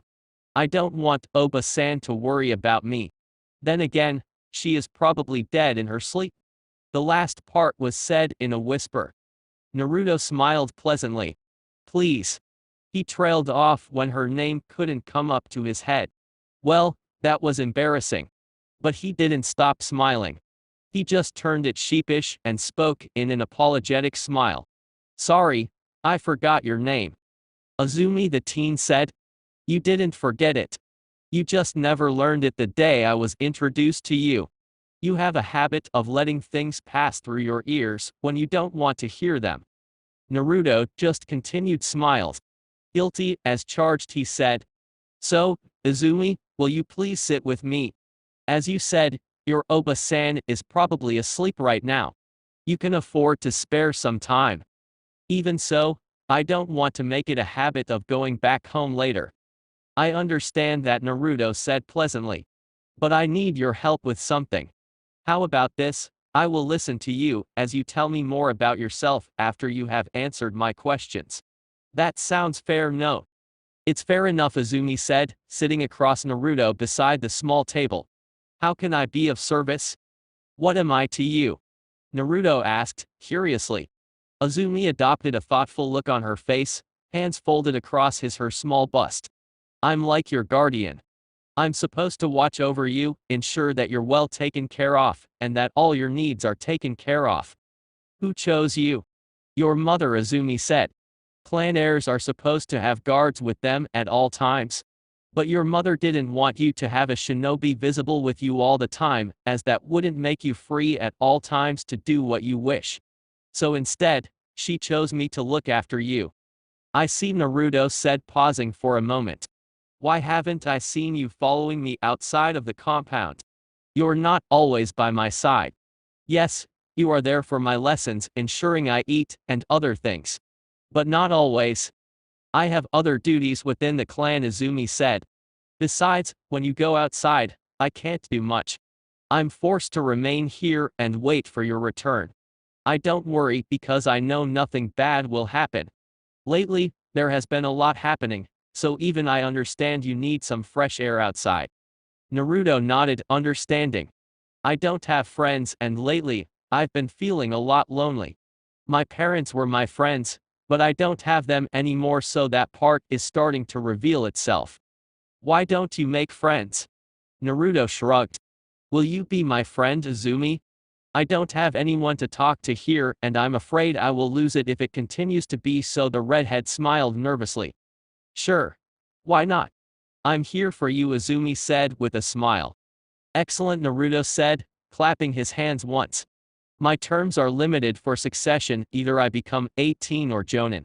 18 is out of the question. So the only option is Jonin. At that stage, I won't have to listen to that old hag. How do I become Jonin? Enter the academy, Izumi said. She then frowned. But in your case, unless you force it, they won't allow for it to happen. If you choose the path of the shinobi, the village will come first. You won't be always available for the clan, as you will be doing missions. And for someone who is to be clan head, that is not an ideal situation. Naruto frowned. This would be a problem. It was either he got stuck serving konoha, or working for the clan. Both paths weren't so bad, he could still go his way regardless of the option he took. What he hated was the fact that these were lanes put up for him. It felt as if he was being blindsided into going through a direction. There was no such as true freedom, was there? I can go to the academy, learn what is needed to improve myself, and become Jonin. And then we will deal with other matters. I realize there is no other way I can become Jonin without going through the academy first, Naruto said. That was what he would do. Why should I stay away from that old man named Danzo? Azumi blinked before speaking in a serious tone. He is a bad person. Very bad. Naruto tilted his head to the side. I assume so, he said. But what? If he is as bad as he sounds, then you must know something. As my guardian, you must be informed. Well, Danzo is not a secret. Some things are, but what I can tell you is that his people have been caught in the compound trying to break into our library, and he has been campaigning to have the kyubi given to him so he can tame it, and make it his weapon. Azumi said. Oba-san can't stand him. She said he is evil and power-hungry. Well, she is evil herself. She must be able to sense others in her wavelength, Naruto said with a smile, drawing a giggle from Azumi. That's about it. Academy is decided. So, Uzumaki Azumi, what do you do aside from this? While you're at it, you can tell me about yourself as promised. Azumi beamed up, but she didn't say anything about herself. I have a question first, she said. I don't understand you. Can I be honest with you? Naruto nodded. You frustrate me. Your ignorance, to be precise. Your question. Naruto obviously saw no wrong with his ignorance. He was aware of it. Never mind, Azumi said. There was a bit of frustration in her tone, and she felt like pulling her hair. She had an idea he wouldn't listen anyway, and even if he does listen, he was going to offer a half-hearted response. I don't have to tell you about myself. You will learn, just as I have learned a few things about you. She stood up and offered a smile. Good night, Naruto-sama. Academy. The entrance to the academy wasn't anything spectacular or grand. It is just the normal thing that happens at every year beginning. Perhaps his entrance was just a little curious since the registration period was already over and the Shinobi Academy had started a month ago. But Naruto wasn't going to entertain any questions about his late entrance, even if he knew very well that he is abusing the privilege of being the Hokage's son. This was a matter in which felt no problems in using his father name to get what he wants. Well, it wasn't like most people were complaining anyway. Naruto arrived at his class just in time. He hadn't made the effort of coming to class early just to be a good student. He had his reasons for coming here, and it was to grow. Coming early didn't help in any matter. He had no desire to become the teacher's love student, or sulk up to anyone. The class was full, all eyes turned to the only redhead in the class. Naruto just walked in and went towards the man sitting behind the desk in front of the class, and handed in his registration form. The man looked at him for a moment. A look of recognition went through before he smiled at him. "Uzumaki Naruto," he said to the redhead in a light tone. "Our Yondaime son.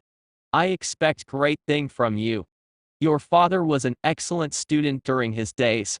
You ought to follow his footsteps." On his first day, this was his welcome. Just wonderful. He thought the fact that he wasn't using namikaze would shield him from these madness, and it wasn't. He hated being reminded of this. He hated being told he had to be like his father. He hated that he had to hide the shadow of that man who no longer felt like a father to him. He was Uzumaki Naruto, not Minato's son. Couldn't they just see him as such? Even with these thoughts inside his head, Naruto smiled at the sensei, eyes closed. "Naturally," he said lightly. The sensei stood up from behind his desk and walked up to the redhead, his hand on Naruto's left shoulder. There had been an urge from Naruto to say, "Get your hand off me," but he held himself. "Okay, everyone," there was no need to tell the class to be quiet. Clam was already in class. She had walked in the moment the sensei walked up to Naruto. "This is our new student, Uzumaki Naruto. Some of you may recognize him, and yes, he is the Yondaime Hokage's son."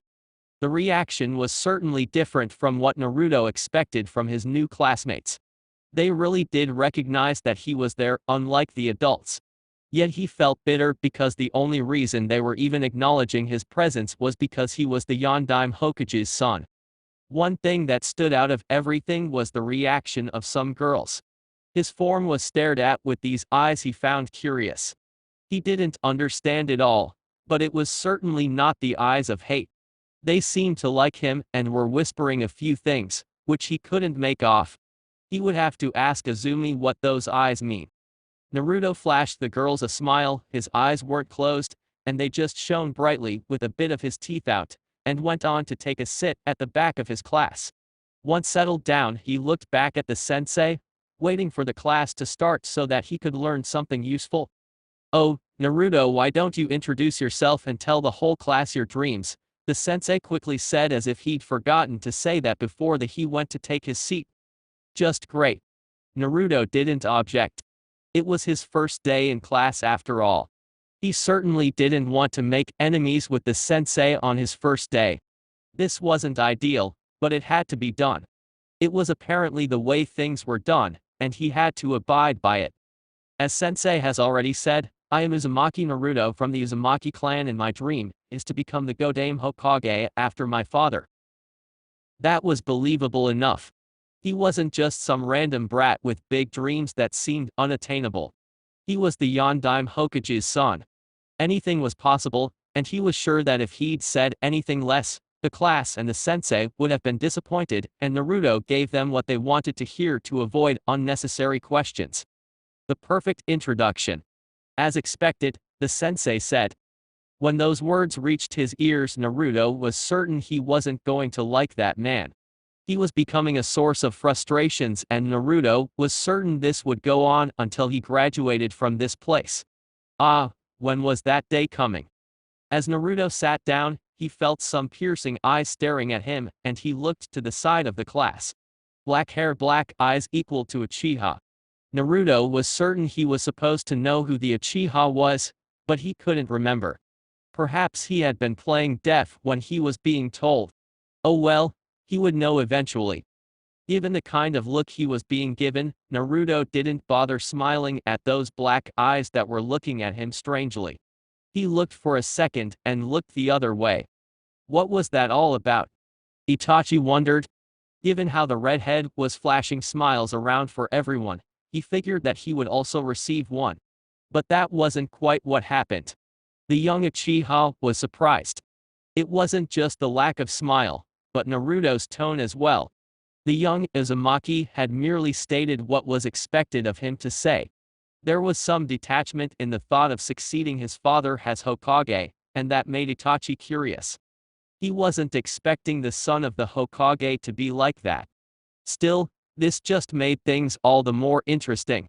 The redhead was clearly above average. Just from the way he carried himself in those moments, Itachi's trained eyes were able to see that the Uzumaki carried himself well. He wasn't like the other kids. 3 hours later. Okay class, we're going to the training grounds. Naruto had heard those words from the sensei with his mind occupied about other things. There wasn't anything so far being taught that he hadn't been taught already. He may not know all the answers, but he was sure those people back the home had taught him everything. The thing was that he had a tendency to play the ignorant card. Not every little information and knowledge being drilled into his head was necessary and important, and so Naruto was picky with what he chose to hear. He felt slightly relieved when the sensei said they could go to the training ground. This was the first time, and so he was happy to see how things would proceed within the training ground. The classes were a bore. And they weren't going to do anything to make that thought he'd first had about not getting along with his sensei change. Naruto-kun. But perhaps that man had been right. Well, this was still day one. There was a lot that could within the next couple of days. He had a mission here, and he wouldn't leave until that mission was on track. As of now, he hadn't achieved anything. He had no skills whatsoever, so that was a problem in his quest to grow. Naruto-kun. Was it just him? Was there someone calling him? A tug on his left shoulder caused Naruto to halt in his movements, falling back from the class towards the academy training grounds. When he looked back, he saw 3 girls behind him, faces red. He couldn't hope to begin to guess what was going on in their heads. Naruto-kun? Yes. Naruto responded in a welcoming tone. Well, his mother had taught him to be nice to girls. She said always treat a girl with care and don't bully them. Well, unless they wanted to do that to you. But he was supposed to play nice to girls. He didn't understand the necessity of such a chore, but his mother had simply told him to do as he was told, and that he would understand once he grew. Yeah, right. I was. That's how far Naruto listened before he looked elsewhere. He was getting left behind by the rest of his classmates. We're getting left behind, Naruto said to the girl, turning away from her. Why don't you say what you want as we walk? Of course he said that, but he wasn't really listening to what she was saying. He had a feeling it wasn't anything important, and he just pretended to listen just so to keep appearance. He didn't want to be known as the cold and rude Uzumaki who ignored his classmates. Naruto didn't see the irony in his thoughts, and what he was doing. Who cared anyway? The girl didn't seem to notice that he was just nodding, not really listening to her. The group arrived at the training ground, and the sensei stood out amongst the students. His smile was bright enough for everyone to see. Okay, before we start teaching you Academy Taijutsu, I want a demonstration. His eyes fell on Itachi, the top student. Itachi, why don't you come here? The black-haired obliged quietly. Who wants to take Itachi on? None of the boys wanted to take the Uchiha on. Naruto wasn't about to jump in the fray without knowing anything. There had to be a reason no one was volunteering to take on the Uchiha. From what he had observed so far, the silent Uchiha was probably the top student, and judging from his demeanor, he had no friends, but the girls seemed to spend all their attention towards him. Of course the Uchiha just ignored it all with a cool air. Naruto. Curses. Naruto smiled at his sensei. Yes. He knew what the man wanted, but he wasn't really looking forward to it. The reason was simple. He was afraid. He wasn't of Itachi or anything. He was afraid that he may disappoint. What happens then? All that hype that he'd gathered would be crushed. The unknown was really scary. His mind couldn't really guess how things would end out, and that scared him enough that he didn't want to take part in anything. Why don't you spar with Itachi? It's nothing serious. Your father must take some time to teach you. So show us what you can do. How little the man knew. Naruto frowned for a second. He hoped no one noticed it.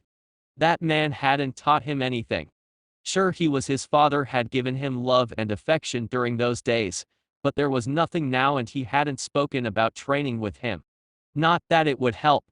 If the man was unable to spend 2 minutes with him at home, he wouldn't be able to spend an hour with him in the training ground. Since he was asked, Naruto didn't refuse. He walked towards the Uchiha smiling. There were whispers amongst the students, all of which Naruto let pass through his ears as he didn't want to know what was being said. It was probably just gossip and annoying talk. Itachi showed Naruto the peace sign the sensei ordered, and the Uchiha did as told. Now hold it. Take you stance. And begin. As soon as he said begin, it was all over. Even Itachi was surprised. He had a look of surprise about him, and that was much emotion anyone in the class had ever seen from him. The stoic Uchiha had widened his eyes and looked shocked at how quickly it had ended. He wasn't the only one. Lame. Yondaime son. PFT. So weak. Disappointing. Itachi-kun is the best. Naruto was on the ground on his butt. He couldn't ignore those whispers. He heard them loud and clear. But they didn't do much to his pride. Losing within a second. Uzumaki Naruto had pathetically lost without even fighting back. It may be a spar, but his loss was embarrassing. For someone who came with recommendations and all the glory of Minato's achievements. It had been an embarrassment. Even the sensei didn't hide his disappointment. It was obvious to him that Naruto couldn't fight. After everything he had said, and this was the best he could do. Pathetic. Naruto was furious with himself. How could he have lost like that? Sure, he hadn't received any training, but to be embarrassed on his first day in the academy. It got worse when other kids started laughing at how quickly it ended. Some even suggesting he was just a phony and asking if he was really the Yondaime Hokage's son, because there is no way if that were true he could have lost like that. The Uzumaki was torn. To be called a disappointment. An embarrassment. Worst of all, he was certain from now on, the other kids would be either poking fun at him or just ignoring him. There was nothing special about him. He was a loser. He wasn't even worthy to be called the son of Namikaze Minato. A weakling. Weak. Embarrassment. Disappointment. Nothing. Just behind the Yondaime's shadow. Those words bounced up and down inside Naruto's head, and for the first time in his life, Naruto lost his smile. He couldn't smile. He had been embarrassed. He wanted nothing more than to just run away from here and never come back. Yes, it didn't matter if he'd just joined today. He could just lock himself in the Uzumaki compound and hide from this. But the fact that only a cold shoulder was waiting for him at home, and the realization that nothing would change. And a thought did come, no one would be calling him the Yondaime's son now. No, he would simply become Naruto.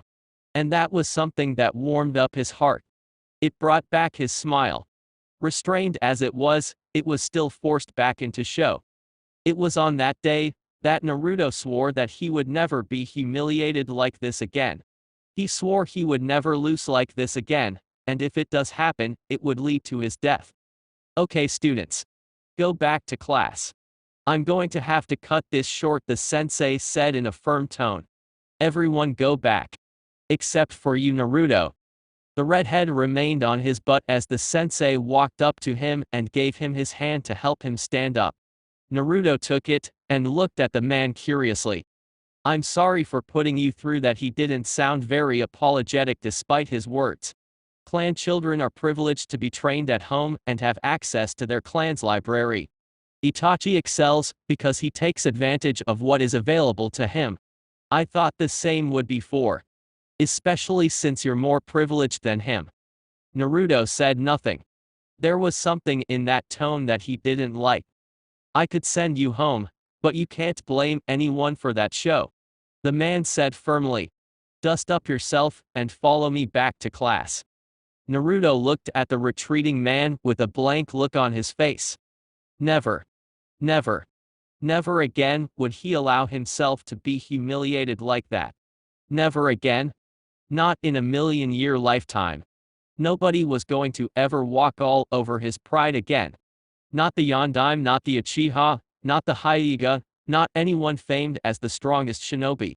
Hell, not even the fearsome Kyuubi. Right there and then, that promise to himself was the step that pushed him into the path of a legend. Later that day, as soon as Naruto stepped into the compound's large gates, he was welcomed by a stern-looking old woman who looked ready to devour him. Yoshino was looking at him with both disappointment and displeasure. It was almost scary that it forced Naruto to smile nervously, eyes closed, wondering what was wrong. Was it coming home late? Well, that didn't matter much. This was not the face he wanted to see after a frustrating day. The old hag was surely going to ruin it further, and Naruto didn't want that. It was just a pity he couldn't avoid it. Oppa-san. Yoshino regarded him for a few moments. How pathetic. I heard you went to the academy and embarrassed our clan. I don't even remember allowing you to go there in the first place. Worst of all, you had to embarrass our clan in front of the whole village. What do you have to say for yourself? Did you think just because you are Minato's son you'll naturally be better than him? Don't fool yourself, you naive child. You're not even as good as your mother or father in Fuinjutsu. Your skills are just acceptable, and you don't even know the proper taijutsu stance, and yet you have the guts to pick up a fight. I didn't pick up a fight. Naruto more or less shouted. He wasn't in a good mood right now. He didn't want to be Minato. He wanted to be Uzumaki Naruto. He understood that he was nothing. But that condensing tone was just hard to take in. Naruto hated it. It didn't make him feel the defensive urge to smile at the senile old hag. Are you raising your voice on me, Naruto? Yoshino asked in a low and dangerous tone. Isn't that obvious? Naruto wanted to snap, but he held himself. Sorry, he said. It was clear that he didn't mean it. He was merely saying it for the sake of it. She was accusing him of picking fights at the academy when it wasn't true. He'd simply been asked to do it, and he did. It ended with humiliation, but he didn't start nor ask for it. Couldn't her head wrap around the idea? Perhaps he needed to spell it out for her to understand. She must have heard wrong. Her ears have been hearing things for far too long. They must be tired by now for all the work they've been doing in these past decades. You're the heir of the Uzumaki, and if the responsibility is too much for you, or if you can't meet our expectations, we will replace you with Karin. Do you understand what I'm saying, Naruto? Whether she meant it or not, it was a question only she could answer. Naruto tilted his head to the side and put on his beloved mask, Crystal, he said. Yoshino was sure she must have been seeing things. But Naruto's eyes had been partially opened, and there was just some coldness that seeped out. It would be frightening for a brat to have such a look. Yoshino immediately shook off the thought as her eyes playing tricks on her. She merely said what she said to make the redhead work hard. But it seemed as if the boy had taken her seriously. Well, that will make him work hard. Good, Yoshino said, all smiling now and seemingly satisfied. If I hear a word of another embarrassment, you will be forbidden from going to the academy until you learn how to properly represent our clan. Do you understand? Naruto gave a subtle nod and Yoshino turned away. Slowly. It wasn't because it was intentional.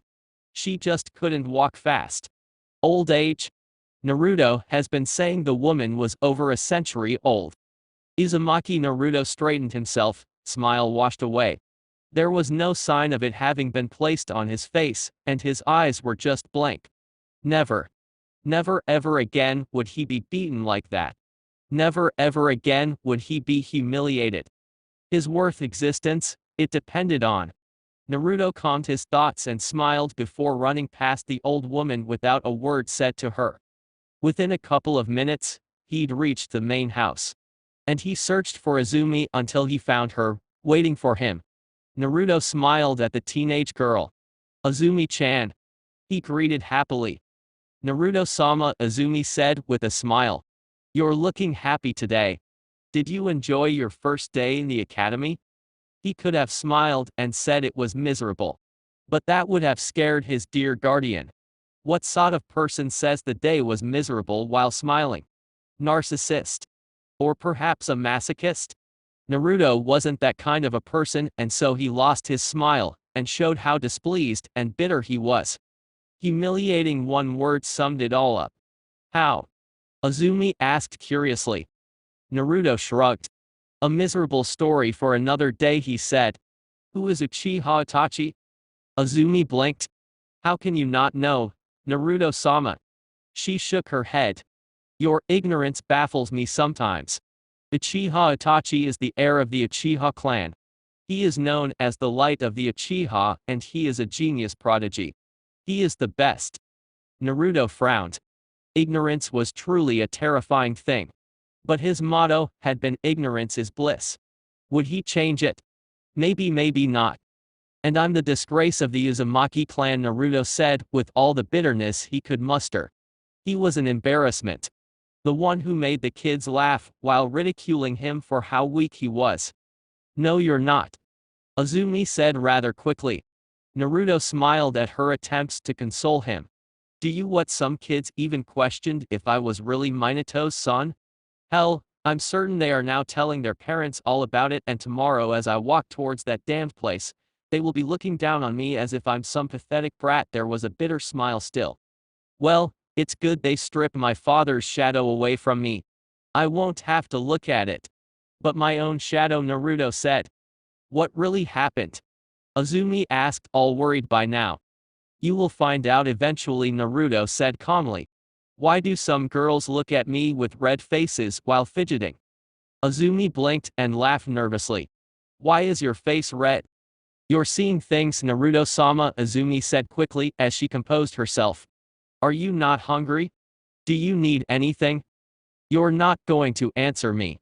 Oh well, it's nothing, I won't know eventually. Besides, there are other important matters we must deal with. Where are my parents?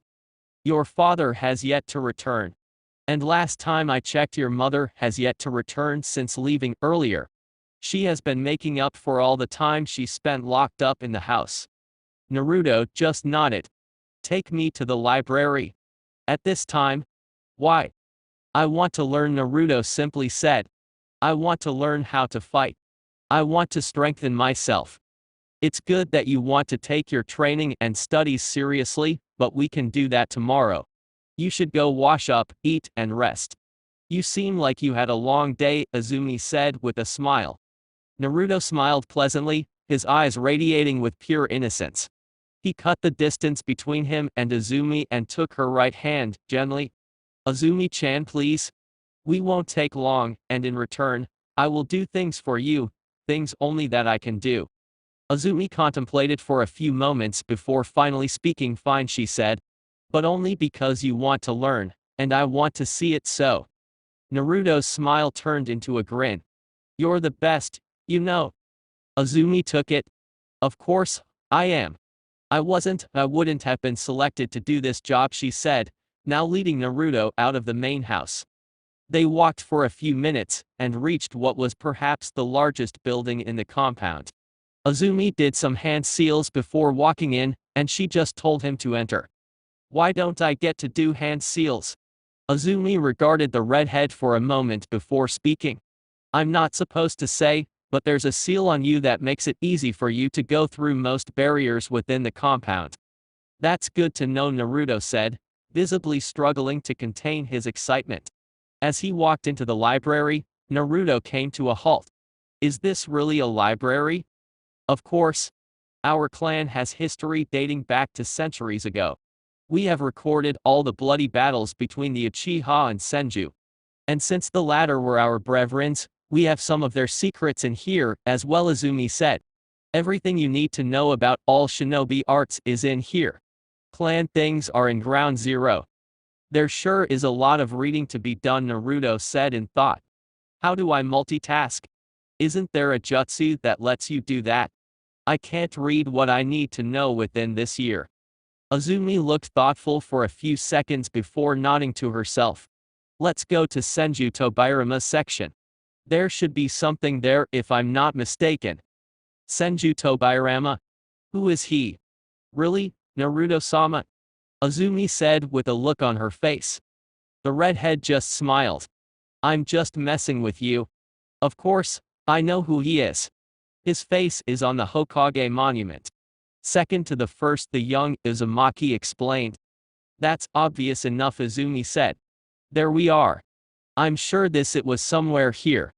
You have searched for it before. Not a question, but a statement.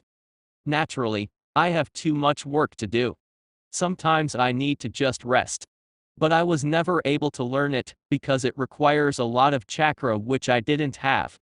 Sounds like something I will like, Naruto said smiling. Uchiha compound. The head of the Uchiha clan looked at his son with a smile. How he was proud to have such a son. Perhaps witnessing what he witnessed had been a blessing. He didn't regret his choice to take Itachi to the battlefield of a war. His son had learned, and he was growing up to be something that he was very proud of. The whole clan was taking a new direction because of this genius he had birthed. He could only hope young Sasuke does follow the same path as his brother. I heard Minato's son came to the academy today, Fugaku said. He knew very well what he was talking about. Itachi nodded. Why do you say it like that? Phrasing it right would have been to say that he heard that the redhead had registered to the academy. Instead, his father had said it as if the Uzumaki had merely come to the academy to visit. Itachi was certain that the boy had registered, and was going to be his classmate for the rest of the year. His father's statement only made him curious. Fugaku smiled at Itachi. Expect his son to be perceptive. He was indeed truly blessed. He wasn't supposed to be at the academy. Itachi's curiosity only grew. Naruto was meant to be just the son of the Uzumaki clan, Fugaku said. I don't know what made that stubborn old woman change her mind. Perhaps it was the current situation, or she just realized she couldn't stop him. Did he force his way? He might have gone without telling anyone, Fugaku said with a smile. That was another interesting character, young Naruto. What is your impression of him? He is weak, physically at least. I beat him today. More like humiliated him, Itachi said with a frown. To be honest with himself, he had expected something of a challenge from the Yondaime son. How did he expect the son of a powerful man such as Konoha's Yellow Flash to be weak enough to be defeated without an effort? He hadn't even been trying, and yet the redhead hadn't seen his movements. Fugaku didn't look concerned by that. In fact, he wasn't surprised by it. It seemed as if he had expected such a result. Naruto has never fought before. I assume that they have only been focused on teaching him Fuinjutsu. You have been training for a long time, but he hadn't fought in his life. Defeat was the only possible result. I suspected as much, Itachi said. Why? Fugaku shook his head. How did he take his defeat? Hard to tell, but he was shocked. He doesn't seem to hold a grudge against me though. Keep an eye on him, Fugaku said. He might be your competition to become Hokage. You understand our clan's position, right? Itachi nodded. I have been working with Minato to change things. We are making progress, but there is still some distrust. I can live with it. You are our hope. If you continue this way, you will be loved, you will be light, and that light will be shed upon us. Itachi nodded. He assumed his father was working with the Yondaime Hokage to restore some of the power that was stripped away from the clan by the previous council and before Minato became Hokage. Of course, this change brought a cheerful demeanor into his father. If there had been plans to take back power forcefully, they were laid to rest. What needed to be worked on was gaining the trust of the villagers. That was what he was supposed to do. And his father apparently had the intentions for him to become Hokage, fairly. The following day, Naruto-sama, Azumi said, shaking the redhead, trying to wake him up. They'd slept in the library. She shouldn't have allowed for it to happen. But she had fallen asleep while Naruto was still trying to practice the jutsu he'd been searching for. The young Uzumaki must have slept out of tiredness from all the work he was doing. It was okay for him to use chakra since they had taught him how to use it before he started trying Fuinjutsu. He learned theory before that, but practical work required the use of chakra, and given that Naruto started learning at a young age, they had to be careful so not to hurt his chakra system. Naruto murmured, his eyes slowly opening. He winced as he got up. It felt like he had received a beating from that senile old woman. His whole body hurt. Perhaps it was because of the fact that he had exhausted himself and slept on the cold floor. Is it morning already? Naruto asked. He couldn't tell the time while in the library. The place seemed to be cut off from the rest of the world. Azumi nodded. You should hurry up home and clean yourself before heading to the academy, she said a bit hurriedly. It wouldn't be a good work for her to allow him to ditch class. I'm not going today, Naruto said in a matter of fact. He got up on his feet and collected the scrolls on the floor. I start training today. I wish to first master the jutsu before anything so that I can get some work done by the end of the day. Just after he collected the scrolls, Azumi took them from him. You're going to the academy. You will do this after your classes. Naruto smiled, head to tilt to the side. Really? Yes, really, Azumi said firmly with a nod to emphasize. Naruto wasn't going to get into an argument. Really, he hated arguing about anything. Especially when he knew he wasn't going to win. And so he nodded. I will head home. You should do the same. You don't want that old hag to find you smelling with yesterday's clothes. I'm sure she will be pissed. Azumi shivered and ran off with the scrolls on her hands. Naruto frowned. I thought she would drop them off, but oh well, he shrugged and followed her towards the exit of the library. Once out, Naruto headed straight to his home. After washing up, he decided to get an hour once again in grasping his new jutsu. He could only make one stable clone after all those hours he spent learning it. So another hour would do him some good, and he would send the clone to the academy to do his dirty work. An hour passed and Naruto went to the main kitchen to get something to eat. His food was usually prepared, but there was nothing there since Azumi had yet to get there. He hadn't found himself anywhere near the stove making himself something to eat. Naruto found his mother eating by herself. She had a tired look about her. But she quickly masked it as she tried to smile at him. Good morning, Naruto, she greeted happily. It felt awkward just saying it. When was the last time she ever said that to her son? Thinking about it, she hadn't been seeing him around the house that often. Then again, she wasn't around that much herself. Still, it was wrong that she just felt somehow greeting her son. Mother, Naruto said quietly. That hurt. Naruto didn't respond to her like that. He was always lively around his beloved mother. What was wrong? Had she not been paying him enough attention? As of late, things have really become hectic with assuming the clan head responsibilities, Karin and her life in general. Naruto didn't make things better because he wasn't usually available. Not that she blamed him for anything. Kushina's smile faltered at Naruto's flat response to her. He hadn't even bothered looking at her. He was looking around, probably for something to eat. She stood up. Sit down, and I will make something for you, she offered. Naruto hesitated for a moment before nodding, and he silently sat down. The minutes that followed were full of a toxic silence. It was just downright suffocating. So much that Naruto applauded himself for being able to sit through it. Perhaps it was because he was really hungry. There you go, Kushina said with a nervous smile as she handed Naruto his full plate. She knew he didn't hold back when it came to food. One of the reasons he was growing up quickly and healthy. Thank you, Naruto said in a quiet tone and begun to eat. Kushina didn't continue with her meal. She'd lost her appetite. So, she started, but had nothing further to say. You look tired, Naruto said without looking at his mother. I hardly slept last night. Karin has something. I don't know, but she hasn't been able to sleep recently. I can't sleep while she is still awake. When she is not crying, she can be too energetic. Leaving her alone would be a risk. Naruto simply nodded and went back to eat quietly. Once done, he thanked his mother for the food before saying something about Karin. I hope she gets well soon, he said with a small smile and walked away. There was so much more that Kushina wanted to say, but she couldn't. She didn't know how to say it. She wanted to call him to return so they could talk. She wanted to ask him to be available for lunch, so that they could go to the park along with Karin. She wanted to teach him some things she hasn't like she used to do months ago. She wanted to be with her son.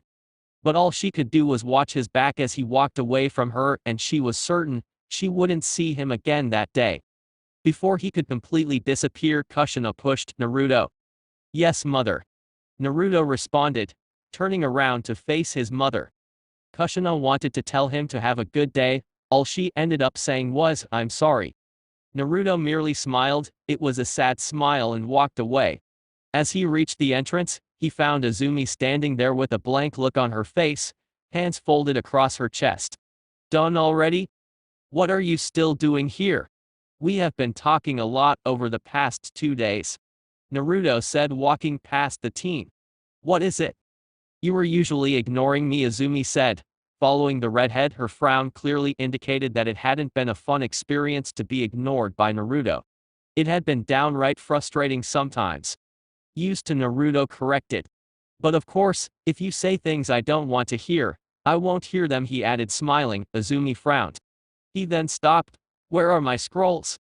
Forgot them at home, Azumi said. So, you're not going to the academy, and I can't drag you there, she said. Naruto nodded. My scrolls. I wish to disappear from here. He then smiled nervously. Can you also give me some money? I will need something to buy lunch later on.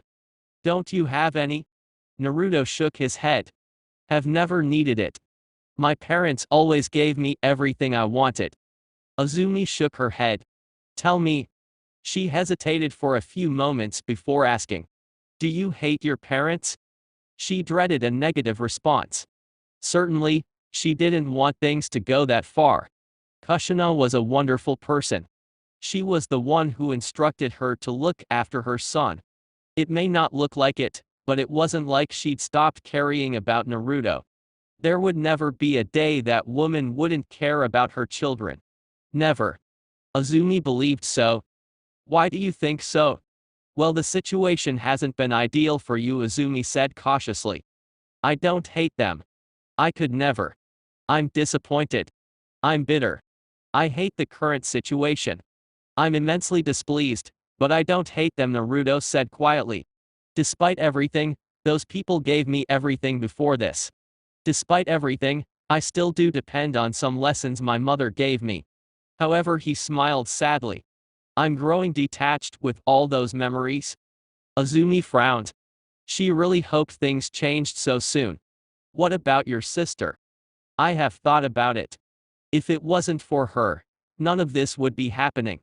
I would still be laughing with my mother, Naruto admitted that much. But no, I don't hate her. The rational part of me rationalizes that she is innocent and it isn't her fault. That may be true, but when was the last time you held her? He definitely had to try to learn taijutsu and a few things to complement it. He wanted to become Jonin as quickly as he could. He understood once he reached that point he would be an adult, and he would step into the light. He could do things of his own and become recognized as Uzumaki Naruto, not the Yondaime son. Starting today, he would learn what he could. He could push himself towards overshadowing the shadow that hides his existence. And with learning to fight, to be the best, he would never ever be humiliated again. Azumi frowned. He was ignoring her. I will go take your scrolls and the money, but I'm only lending it to you. I will be waiting, Naruto said after a few moments. A few days later. Hokage office. Minato looked up from his work as Fugaku walked up to him. He dropped everything knowing full well that whenever the man came to him, there was always some serious issues being dealt with. Minato always tried to handle it with care because he understood that the Uchiha offered much more to Konoha than people were willing to admit. The Uchiha made much of Konoha's military strength, and Minato didn't underestimate that, nor did he have any lingering suspicious thoughts about them. It wasn't just what the Uchiha offered that made the fourth Hokage act cautiously. It was also the fact that he was a Kage, and he was supposed to make sure that everything in the village was run accordingly and without injustice. Some people were paranoid when it came to the Uchiha.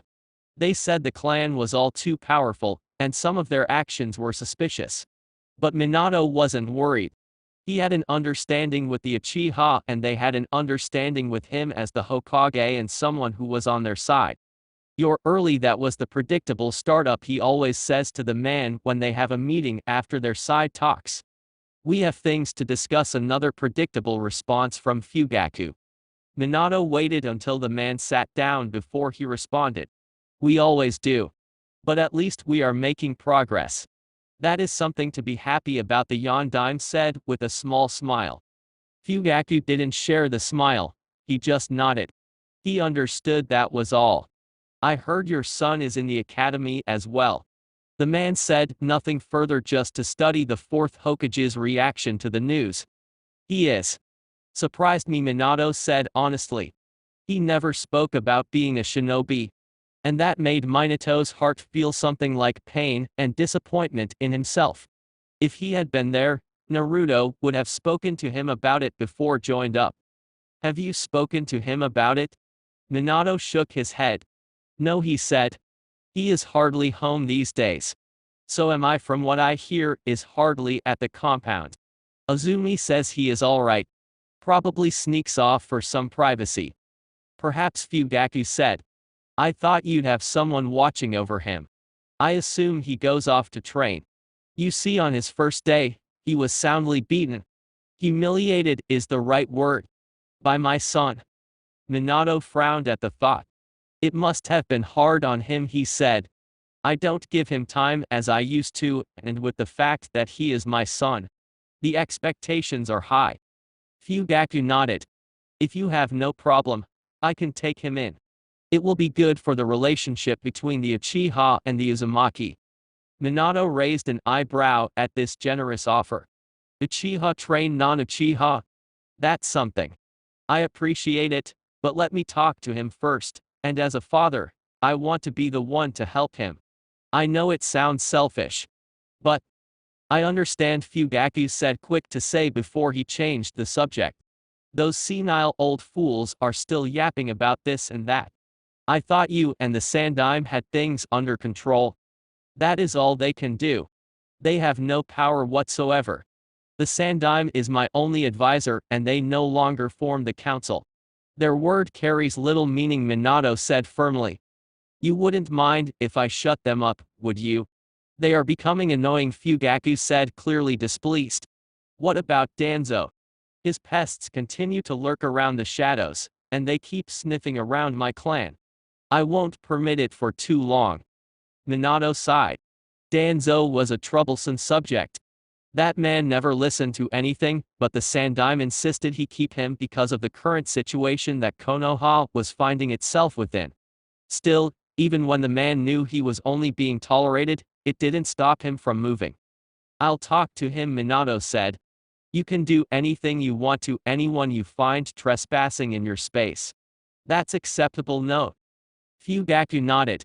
"I can live with that," he said before standing up. "We should head to the chambers. My fellow head clans must be waiting for us to start the meeting." Minato nodded, and the two walked out of his office and walked towards the council chambers. There would be a meeting with the clan heads. Minato had abolished the previous council as he deemed it ineffective and lacking in many ways. The old people were senile and were making decisions that would lead to a rebellion. So he formed this group. He held most power as the Hokage, and they couldn't usurp any decision he made. He was the Hokage after all, and he was only obligated to listen to their voice. He could only choose which to take. But of course, for better cooperation, Minato always made sure he listened to them. The Yondaime Hokage took his seat at the center of the large table and greeted everyone with a small smile. I see no one is present again to represent the Uzumaki, Tsume said in a flat tone. It's quite disappointing. Kushina was supposed to be present, but she must have been held up by something, Minato said. But it's okay since I'm here. I will be their ears. That won't be necessary, Yoshino said, walking into the chambers. She made herself comfortable then. We have yet to fully agree on what to do with the Kyubi, Hayashi said firmly, staring at the old woman. Not bothered by her stern mask. He could keep his own mask perfectly in shape as well. We have already had this discussion. My position has not changed and it will not change. Having another discussion will be a waste of time. Of which I do not have and will not sit to entertain, Yoshino responded flatly, staring into the eyes of the Hyuga. You're being unreasonable. Considering what happened, we can't afford to allow things to be run as they were before. We don't want another rampage happening, Hayashi argued. Are you doubting our work? Yoshino questioned in a low tone. I'm not, but minus. I don't want to hear it. I have said it before. We will not trust the Kyubi into the hands of Danzo. It is currently sealed, and we can't extract it without causing the death of one of our clansmen. Yoshino looked around the table. Isn't the situation outside much more serious than this? Although he had his arguments, Hayashi frowned, knowing full that she was right. Fugaku nodded in agreement. I have to agree. The Kyubi poses no threat at all. But Uegakure and Kumo are real threats, and if we're not careful, they will be invading us. Combined they have 4 Jinchurikis. I'm not sure even we can survive that, especially with Kumo's numbers. There was silence as everyone got to think deep about what surrounded them. What have you been up to, Hokage-sama? Shikaku asked quietly. I spoke to the daimyo so that he can speak to his counterparts. Both the Reikage and Sakikage are unresponsive to requests for a meeting. I think as long as we keep it tight and nothing major happens, they will retreat. How long though? It is becoming increasingly unsafe for our younger shinobi to leave the land of fire with those villages trying to provoke us. Inoichi offered his own thoughts. As long as we manage to control our shinobi, they won't do anything. We have 2 aces, Shikaku said, holding out 2 fingers with his right hand. The Uchiha and the Uzumaki. With these 2 clans, they won't do anything reckless. Their Bajoas can be rendered ineffective. Even so, we must strengthen our ties with other villages to make sure we have support in case something happens, Chusa said. Minato nodded. I've been in contact with the Yondaime Keisuke. They've recently had a Bajoa problem, and I dispatched a team of sealers to deal with it. Since then, we have been on contact on how to strengthen our ties. He understands our situation. And I believe we can count on them if anything does happen. What about Kiri? It is still on lockdown. We don't really know what is happening, but Drea has been trying to get some information, Minato said. Internal security is still sharp. We haven't had any incidents. Eyes were narrowed at the Uchiha clan head, who showed no emotion whatsoever. I still insist that the Byakugan is more suitable for the job they are doing. Those bloodthirsty brutes should be outside. The Hyuga should handle internal security. Fugaku snorted. I don't appreciate you calling members of my clan that all-seeing Hyuga. Minato sighed, rubbing his head as the 2 clan heads once again offered some entertainment to the others with their bickering. Really, Hayashi could be childish at times. Fugaku wasn't better either. No one wanted to be outdone by the other. Minato cleared his throat to get everything back under control. After deliberating, I have come to a decision. The Uchiha clan will not be moved into the outskirts of the village. They will continue to stay at their preferred land. I understand that some of you have your thoughts about the matter, but this is a decision I have taken for the best of Konoha. Some of you may not like it, but please understand. If anything goes wrong, I will take responsibility. I have not made decisions that brought danger to the village, and I will not start now. I hope you can trust my decision. Hayashi frowned. The Uchiha have much influence on what happens in the village. He said. They work with the Uzumaki, who also are in power. The Uzumaki were just fearsome. It was no wonder their former home were destroyed. It was no secret that they had seals that could switch off both the Sharingan and the Byakugan. Not mention they have seals all over the village. They could hold this village on a ransom at any day. But of course, that could just be the paranoia talking. You're welcome to take our jobs from us if you think you can do it, Hyuga Yoshino said. If I remember correctly, you all agreed that each village would offer a service to the village based on its strength and expertise. Up to so far, we have not abused our power, nor have we at any time made any unreasonable demands. We have worked to ensure the village is safe. Are you perhaps complaining because your so-called all-seeing eyes can't look past our walls? Hayashi just stared at the woman. He had nothing to retort with. Fugaku also spoke his mind. You people seem to forget that the Uchiha is a founding clan. We founded this village along with the Senju. We betrayed our ancestor and chose to trust Hashirama and this village. But ever since we have been dealt with nothing but mistrust from both you and the villagers. What have we done to be placed in this situation? There was silence until it was broken by Shikaku. The Uchiha have always been powerful. That is without question. Just the thought of the Sharingan alone is enough to make enemies think otherwise. Perhaps the strict actions of the police force have made some villagers act hatefully, but you can change that by being a bit gentle in your duties you carry out so well, the Nara said calmly. I have no complaints as long as they don't start poking into my clan, Sum said, sending Fugaku a look. Let us just agree that what happens inside our clan compounds isn't anyone's business unless there is concrete proof of something treacherous, Yoshino suggested. Aren't you just saying that so that we stop questioning you about the fact that your clan has erected a barrier around your compound, making it impossible for anyone to see what happens inside? Hayashi questioned. Must you always be difficult? Yoshino questioned. We wouldn't need to do that. The villagers were not trying to sneak into our clan. We have already lost our clansmen because of the villagers' stupidity and anger, and we haven't demanded the culprits be hanged because we'd like to keep the peace. If you really want to see inside our compound, you can make an appointment, and you'll be given a tour. Does that soothe you, Hayashi? Hokage office. As soon as Minato walked into the office, he found the Sandaime waiting for him, sitting behind his desk. Upon seeing the active Hokage, the third tried to stand up to make way. I was just trying to feel the weight of this chair once more, having held it for so long, I have grown used it. Even when I'm at home, I find myself missing it, Sarutobi said. Minato waved the old man off. Please don't move, Sandaime-sama, the Yondaime said to his predecessor. He took the chair in front of the desk, knowing that the third wouldn't be here for far too long. You have really relinquished your seat amongst the clan heads, he added. Hiruzen merely smiled. I think I have grown too old to be involved. It's best I let them do things on their own. Besides, I'm still active assisting you, he said quietly. Minato nodded. I think we managed to dodge a bullet, he said.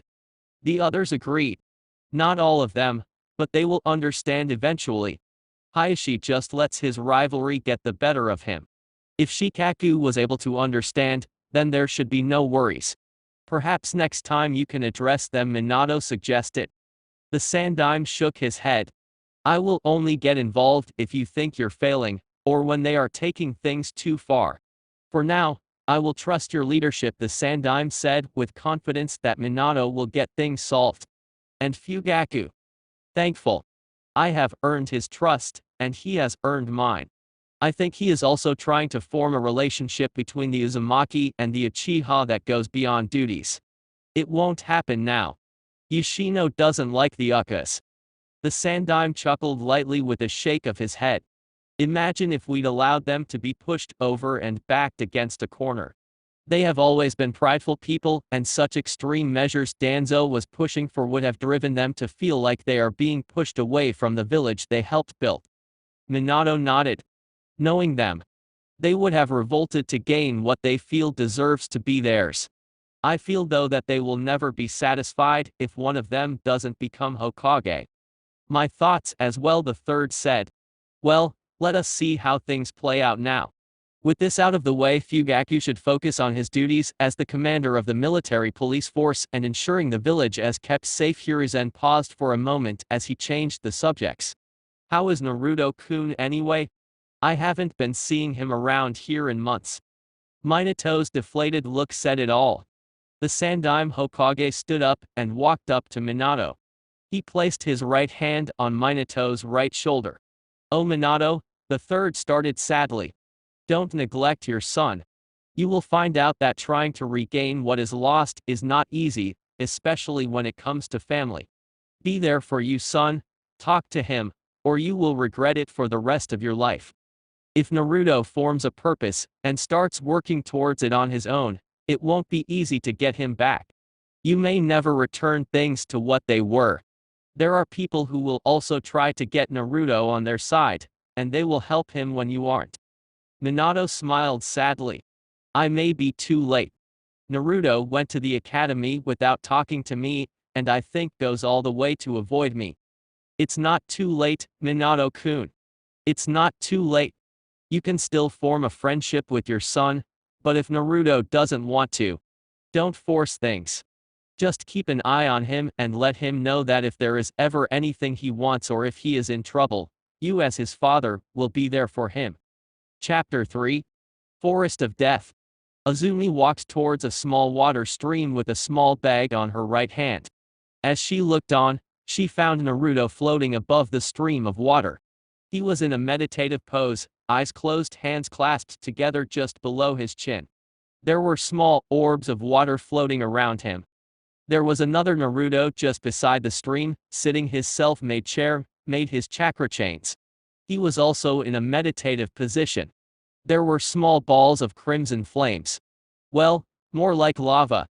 Naruto called all these elemental chakra control exercises. He couldn't do jutsu now. He simply said he needed to learn how to control the elements at his disposal to be able to execute ninjutsu perfectly. Learning ninjutsu would come after he was satisfied with his control over both wind and fire elements. Azumi said nothing to the clones, knowing that Naruto never actually had himself to the kind of exercises unless the clones could execute it perfectly. She went across the small lake into a meeting of trees. Just past them, there was a small clearing that Naruto used as his training ground. The redhead only had his training pants on. There was a bandage covering his entire right hand along the shoulder. The redhead was standing atop of a chain that was tied to two trees, holding a kunai. Clones were hidden in the shadows of the trees, sending kunais, shurikens, and rocks towards him. Naruto had to block, or dodge every projectile being sent towards him without falling. Mind you, he was standing atop of a chain without anything balance himself. There was no problem with being cut, but falling down was punishable by doing 10 laps while upside down. Naruto-sama, Azumi called out to get the redhead's attention. You do know that you don't have to call me, Naruto said, deflected a shuriken. While we are inside the barrier, this entire field is my field of vision. He then jumped down and walked towards the team. I know, but I'm trying to keep things normal, Azumi said, putting a towel down on the ground. She sat down and took out food from the bag she'd been holding. Breakfast is ready, she said, with a smile. Thanks, Naruto said, sitting down across Azumi. Should you be using that hand? It has yet to fully heal. I'm not doing anything dangerous that will delay the healing, Naruto said with a shrug as he dug in on his food. Were you able to get what I wanted? Azumi shook her head. No, she said before explaining.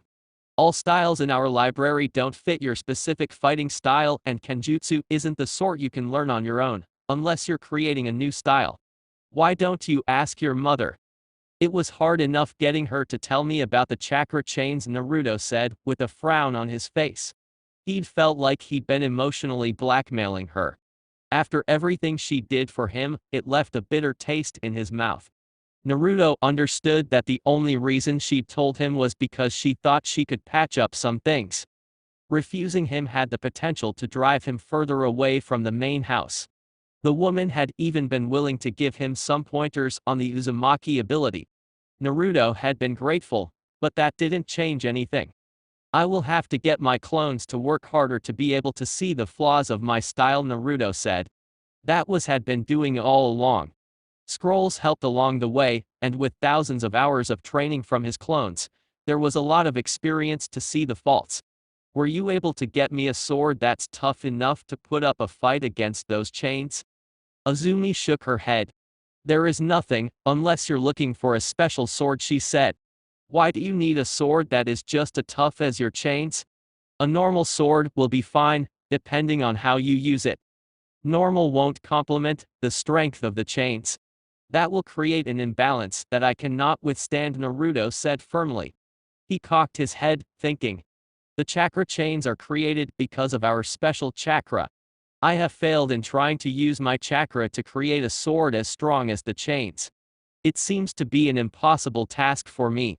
I have come up with a way to get around it though. What? When you leave here, go find me the perfect blacksmith in the village. Go ask if it's possible to create a chakra-conducive blade with his strongest material and how much it will cost, Naruto said. Can you afford it? Mother gave me a lot money. Make sure that old hag doesn't find out. I'm close to telling her to shut her crappy mouth and go bury herself with the Shodai's wife, Naruto said with a frown. That wouldn't end well for you, Azumi said.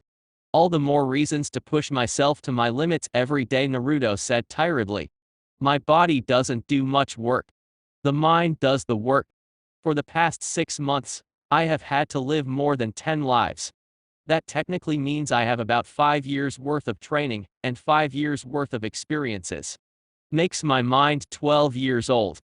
And that has its consequences, Azumi pointed out, to which Naruto nodded. That reminds me, we have to stock up more medicine for your headaches.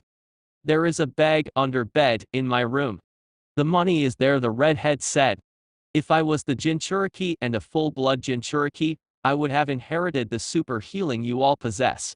Oh well, this will just have to do. Azumi nodded and got up.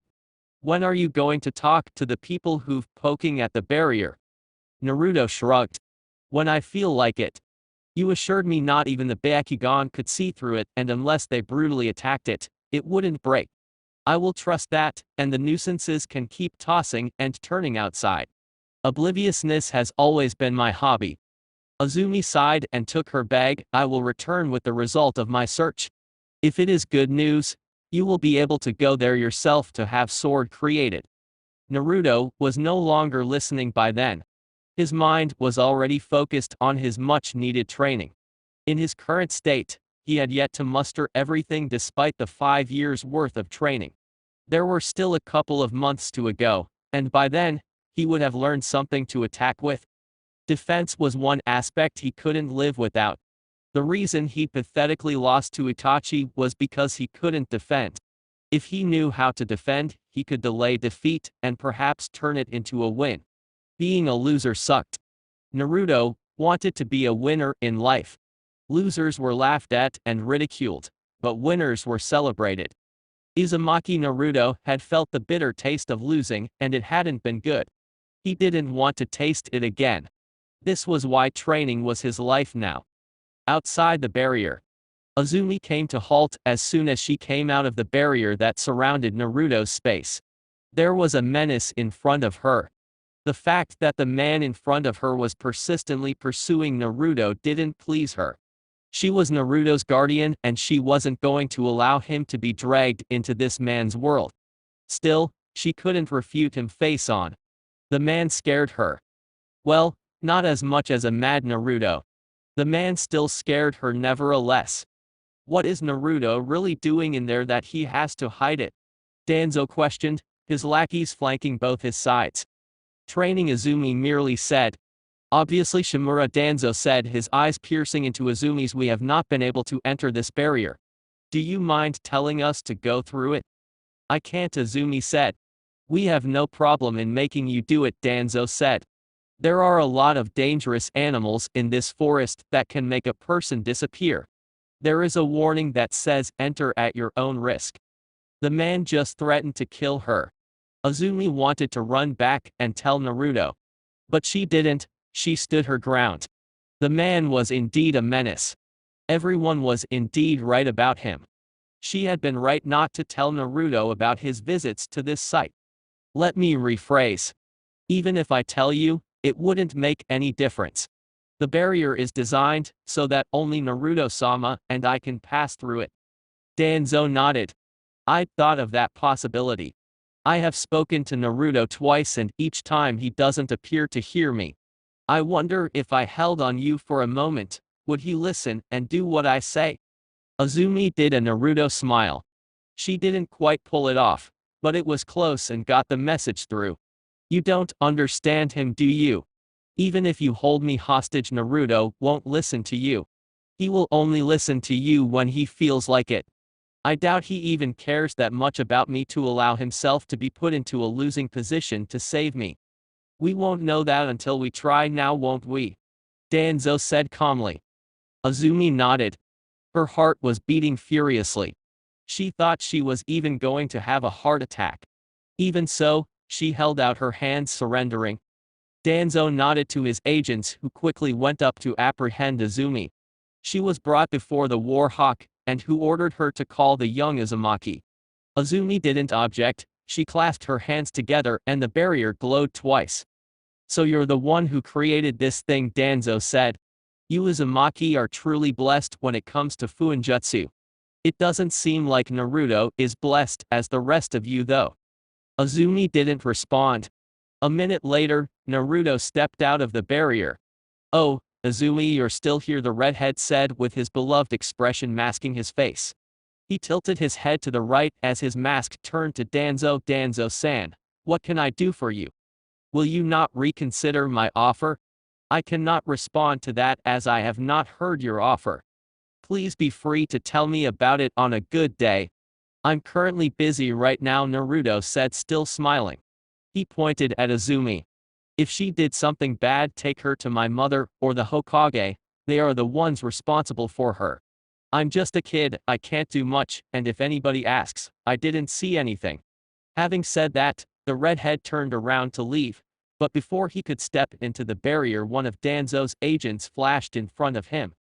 Danzo-sama is not yet done. That girl will die if you don't cooperate.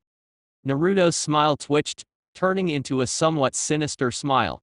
His eyes partially opened, coldness just oozing out freely. I'd be sad, but I'd get over it. Besides, if anything happens to her, you'll all be hunted down. I'm sure Mother wouldn't mind ripping every one of you apart with her indestructible chakra chains. He turned to Azumi. You don't have to return anymore. Go home. I will send a clone to do what I'd requested. Naruto then bowed. Gentlemen, on your way back, make sure the Super Anu who watches me is taking nap. The redhead disappeared in a puff of smoke. Danzo blinked, that had been a clone. Earlier at the academy, Naruto strolled through the bright passages of the Shinobi Academy that had become so familiar to him that he could walk with his eyes closed. This was his daily routine, walking through the passages as he went in and out of the Shinobi Academy. It was a chore, but he still had to do it. If it was permitted, he'd have Azumi attend his classes for him. It was not enough that a clone was doing it, he still had to experience it when the clone dispels. He tried by all means to keep that air of nobility he had been forced to adopt in front of other children by that old hag who demanded that he act like the heir of the prestigious Uzumaki clan, and the son of the Yondaime Hokage, instead of orphan. That damn old hag. It has been about 6 months since he first stepped into the gates of this place so that he could change and step outside the shadow of his father so that he could make a story of his own. Be a light that wouldn't be ignored by anyone. But of course, by light, Naruto didn't mean he would be showering every human with kindness and purity, as if he was an angel of the good God. He had his own agenda, and he had come to believe that even if there was a God, that God didn't like him very much. How many times had he prayed? There was not even a single response to his prayers, not a even damn sign. Naruto grew tired of doing so. The thought that there might be a God had disappeared in his head. And so Naruto had looked up with his beloved mask and given the God, who may or may not exist, his middle finger. He could do everything with his army of clones. Uzumaki Naruto didn't care for the kindness of a God. Yo, Naruto, a boy called from the behind. When you played the deaf card to Academy children, it wasn't nice. You only invited resentment and contempt. Naruto had received that during his first 3 months because he'd been ignoring them as he didn't want to talk to them, or hear what they wanted to say to him. It was bound to be just nonsense and child talk. He had learned. Kids were quick to hate. No sooner than later he started having mobs chasing after for trying to act cool and like the tough guy because he had improved since his embarrassment on the first day at the academy. Naruto realized that being ignorant hadn't been worth the trouble. And so, he chose to play the other way around. Smile and talk to whoever called him. But of course, that didn't mean he listened to every crap being fed to his ears. Hello, he would have said the boy's name if he knew it. Seriously, Naruto hadn't known the name of his teacher for the first 2 months since no one called by that name. It was always sensei, and Naruto hadn't bothered asking because it was not a necessity. He was only keeping appearances at the academy to keep his grades and avoid suspension. Did you do your homework? The boy smiled, putting his right hand over Naruto's shoulder. If only he saw the eyes that looked at him the moment he did so, he would have just stopped talking and walked towards the class. Now, why would I want to do that when I can get to copy yours? That will depend on whether I want to give it to you or not, or whether I have written it. Naruto responded, matching the boy's smile. Ah, come on now, Naruto. I thought we were friends. Naruto took the hand that was hanging over his right shoulder. He did so carefully as if he was picking up dirt. Maybe. But I didn't bother writing because it doesn't reflect on my year mark.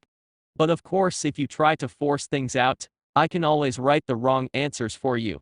The redhead said, smiling. You'd have to go home using a different route, the boy said. Or I'll just call the Anbu that watches over me to handle any threats, Naruto said, and walked away from the boy. Sometimes he gave in, sometimes he didn't, he worked it like that. Although having mobs run after him was bothersome, bending over wasn't his style. He was not on the losing side after all, and his mother would be disappointed to know that he didn't face bullies head-on. Naruto entered the class, immediately put on a charming smile. The girls waiting for Uzumaki-sama entered an imaginary world upon seeing the killer smile. Hello ladies, Naruto said, walking by. The moment he passed the girls, he lost his smile and walked up towards his seat. Behind the redhead, words like so beautiful, so cool. Naruto had realized that the secret to dealings with fangirls wasn't through ignoring them. Hell, even if you told them to go away, they would still come back. They had the same attitude as him, hearing only what was convenient to them. Faced with that, Naruto came up with the perfect strategy: smile at them and talk to them. That would just melt their little hearts, and would be too satisfied to follow him. Once Naruto was on his seat, he turned off his ears and looked outside the window. The usual. Danzo had been right. The academy couldn't teach him anything. It was basically worthless. Well, in terms of training. For the name of Uzumaki Naruto, it wasn't useless. The kids were telling their beloved parents about how awesome and how cool the Yondaime son was. It was his own efforts that made them talk. But it didn't please Naruto that they still saw the Yondaime in his work. It infuriated him even. After all that he had put in, they still saw the shadow of Minato Namikaze, not Uzumaki Naruto. The teacher was always like as expected of Yondaime-sama's son. If Naruto really paid attention to class, he would have already told the man go suck up to the Yondaime Hokage and leave him alone. Good morning, everyone, the sensei said as he walked into the class. There was a chorus greeting to the man. Did everyone write their math homework? Yes, sensei. The entire class, well, it seemed that everyone had said so. The man smiled. It was somewhat of a devious smile. Is there anyone who didn't do their homework? No hand was raised. The man looked at Naruto and frowned. He looked at his beautiful class for a moment to get a happy memory. Uzumaki Naruto. Naruto didn't look. There were words flowing inside his head in this form. There was only one competition in the class, and that was Uchiha Itachi. He was competition because he was the only who equaled his efforts. It wasn't that Naruto competed with the Uchiha. He didn't like getting involved in competition he didn't know he was going to win or not. If the result was obvious, he would have partaken in it already.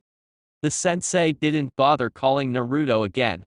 "Takada, will you hit Naruto for me?" the man asked nicely.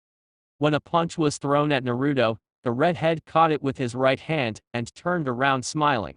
"What is wrong, classmate Sen?" He simply didn't know the name of the person in front of him.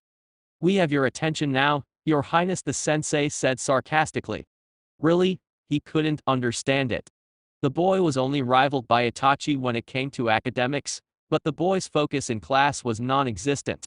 He completely ignored everything that went around, and didn't even participate. He only answered when he was asked, and sometimes he wasn't even afraid to say, "I wasn't listening." "Okay. Now that I have everyone's attention, this is what is going to happen." The sensei's smile grew slightly. "Bring out your homework books, and come to the door along with your books. Those who have done their homework will go to the training grounds with me, and those who did not will remain in class doing their homework." There was joy and complete shatter of some dreams when those words came out. "Not fair, sensei," someone cried. "What are you talking about?" The man responded innocently. "I asked if everyone had written their homework, and everyone said they'd written. You shouldn't complain unless you were lying when you said you'd written." He paused for a moment, clasping his hands. "Now my beloved students, follow me." This was the part that Naruto could follow, some fresh air outside rather than being stuck in a pointless class that was nothing more than just time-consuming. How Naruto wished he could be allowed to graduate yesterday so that wouldn't have to keep appearances in this manner. It was almost like torture. Oh well, it was not like it was only him suffering, the real him would suffer as well when he dispelled. "Hey Naruto, you don't happen to have my homework, do you?" Naruto didn't look.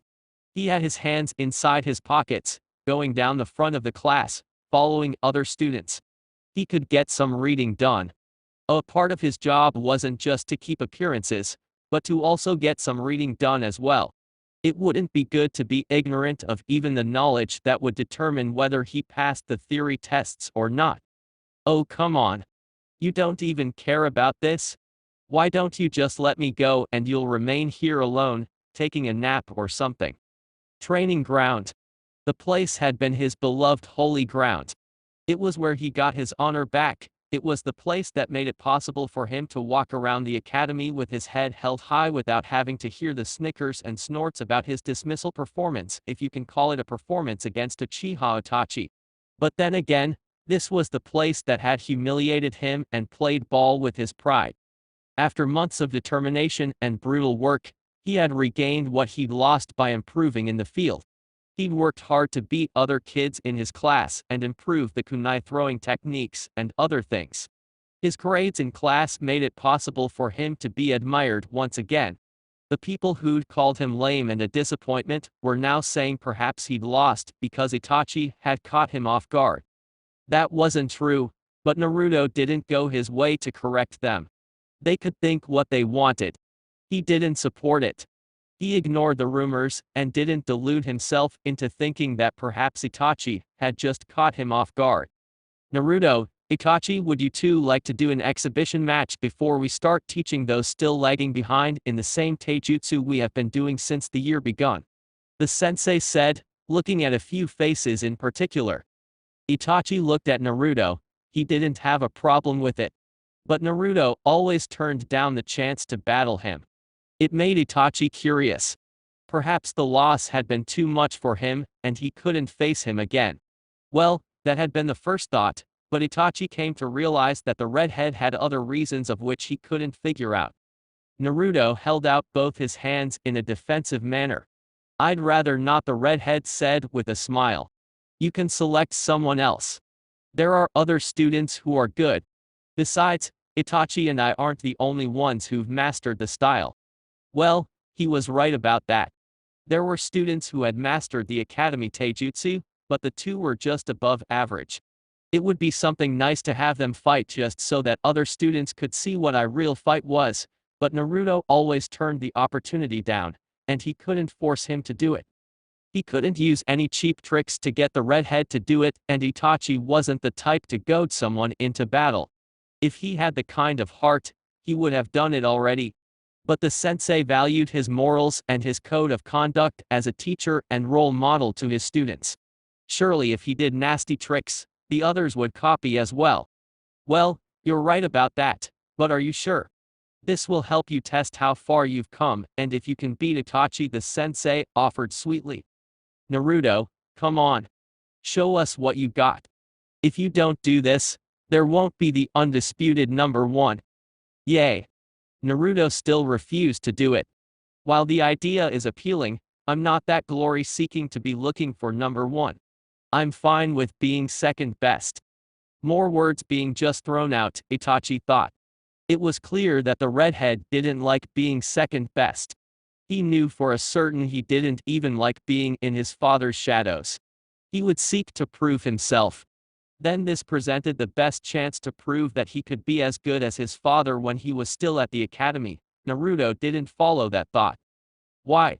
While he couldn't mask his disappointment, the sensei sighed and looked at the silent Uchiha. He'd asked the Uchiha's opinion about Naruto's continued refusal to fight him again.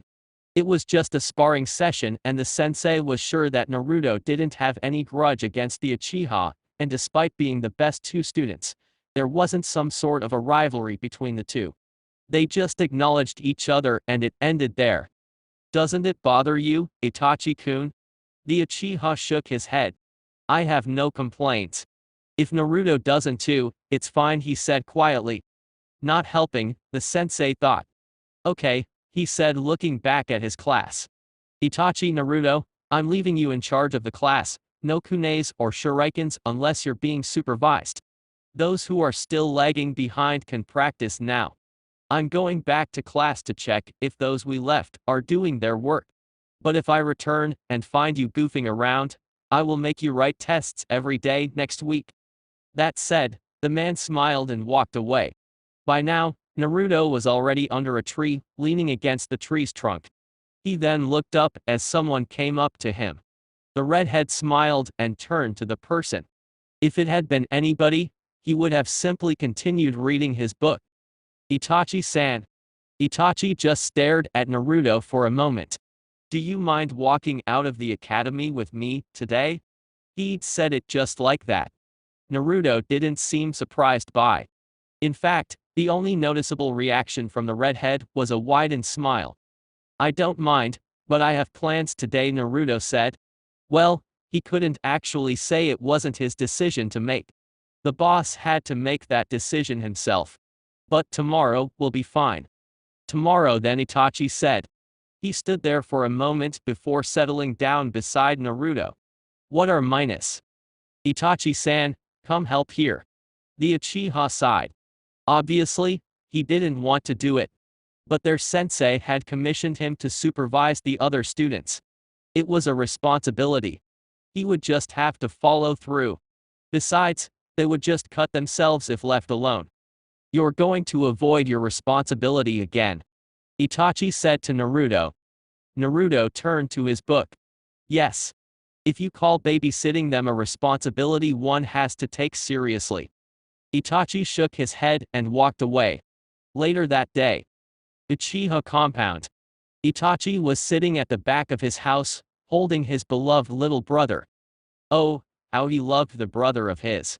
He couldn't wait for the days to move ahead so that he could teach the boy the things their father taught him. Fugaku always taught him whatever he wished to be taught. If he said he wanted to be taught jutsu, the man wouldn't say yes or no, the answer was always follow me. Perhaps it was because he knew that he would learn whatever that he was taught. Teaching him wasn't a waste of time. There was also the fact that being heir of the Uchiha clan and the acclaimed genius Prodigy, he had his standards to uphold. His father would want him to continue doing great things so to improve the village's perception of their clan. Itachi had no problems with it. It benefited both his people and Konoha. Who wouldn't be satisfied with that deal? Little Sasuke wouldn't have taken much on his shoulders with him doing most things, and that made Itachi happy. Anything for his little brother. The Uchiha shut off his thoughts as his father came up to him. The man settled down beside him before speaking. I thought you'd be at the training ground, Fugaku said. That was what his son usually did anyway. I wanted to spend some time with Sasuke, Itachi replied quietly, smiling slightly at his little brother. Naruto had a younger sister. He wondered if the redhead shared a relationship similar to the one he has with his younger brother. He didn't know everything going on in Naruto's life, but he was curious. It was also hard to know as the Uzumaki were incredibly good at keeping things to themselves. But Itachi had never heard the redhead say anything about his sister. Not once. Even when someone asked. His response was usually a shrug or just perfect. Fugaku nodded, accepting Itachi's response. How was the academy today? Interesting, Itachi said. Well, that really did sum it up. I spoke to Naruto and asked if we could take a walk together. He said tomorrow would be fine, with a smile. Took you long enough, Fugaku said. I wish you'd grow acquainted with him. Given his development and his status, he will be good for you. And I want someone in the inside to help our clan out of the situation we are in. Itachi looked at his father for a moment. I thought everything was fine with the Hokage's decision to let us keep this land and still remain Konoha security. That is just a step towards the right direction, and it has soothed many of us. As it stands, we are more equally or more in standing with other clans, but we remain less loved by the villagers. Fugaku said, taking a thoughtful look. The same can be said about the Uzumaki.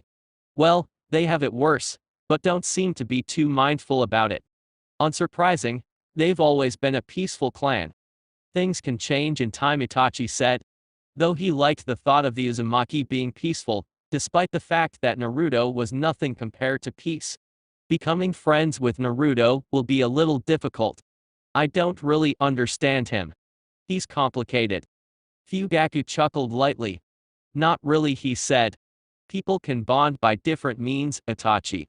Some shinobi bond through a clash of swords, some through the shared ideals. Minato and I different people. Our ideals differ, yet we get along. Do you know why? Fugaku paused for a moment before answering his own question. Understanding. Try to get to know him and you'll find out. Itachi nodded. Odu-sama. Why does Naruto not compete with me? He goes his way to avoid even sparring with me when our sensei requests of it. I know he isn't afraid of me, and given his miraculous improvement, he can be matched for me. Fugaku smiled. Because he uses the same technique you do, Shadow Clone, the Uchiha head said. That is one reason. I also believe that young Naruto doesn't compete with you because his objective isn't being better than you. There is a bigger shadow than yours that he is glaring at. It is also possible that he doesn't engage in battles he doesn't know he will win or not. Itachi looked thoughtful for a moment before nodding slightly. That makes sense, but I guess I will have to ask him tomorrow. Perhaps we can become training partners. The Uchiha said. How frequent does he use shadow clones? Fugaku smiled. Every day, he said. From morning till evening. But you never know what he is actually training. But he trains every day. Only goes home to sleep. A few days ago, he was taken to the hospital with severe burns on his right hand. We handled his case, and he requested that his father does not know. Why? I don't know, Fugaku said. He had an idea, but Itachi could work things out on his own. His mother was a Jinchuriki of the Kyubi when she was carrying him. I think it may have had some influence on him, because the flames that burned him were not normal flames. That's the only thing I know that leads to believe that he is really training himself to his limits, and if you're not careful, he will surpass you. I won't let that happen. Good, Fugaku said. When you have become acquainted with Naruto, invite him over to the compound so that I can talk to him. The reason he burned himself is because he doesn't have someone experienced to supervise his training. Minato had said he wanted to speak to the redhead first, but it has been months and Fugaku wasn't going to wait for the Hokage to gather his courage to speak to his son. An opportunity was there, and it would be foolish of him to just let it pass. One like this would never appear once again.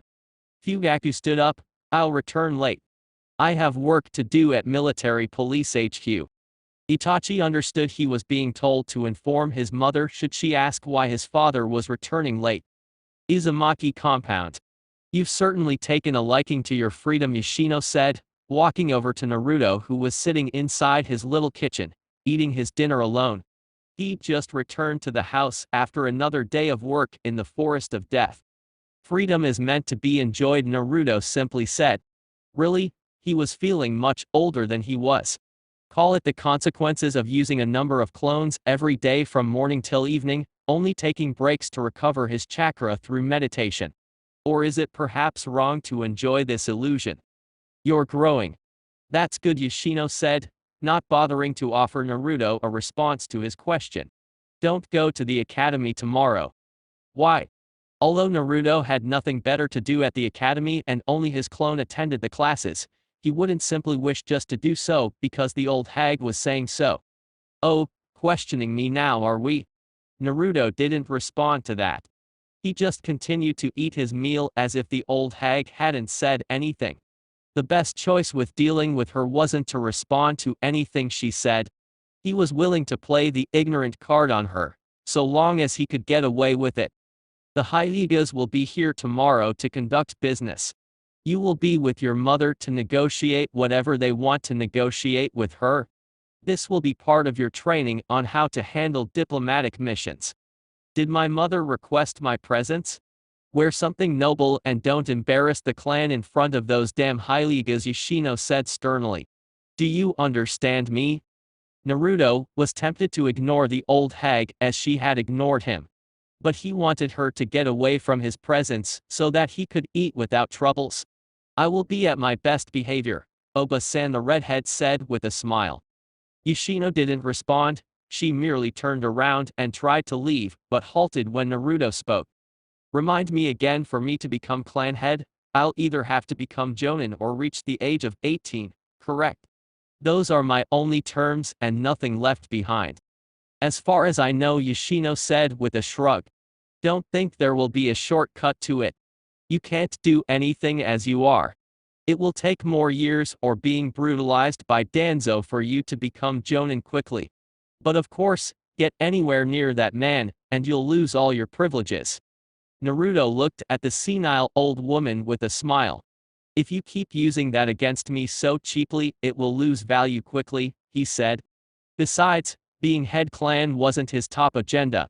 If he became Jonin, he would be free to do as he pleases without Yoshino sticking her nose into everything he did. I wouldn't be so sure about boy, Yoshino said sternly before walking away from Naruto. Azumi walked into the room and down across Naruto's small table.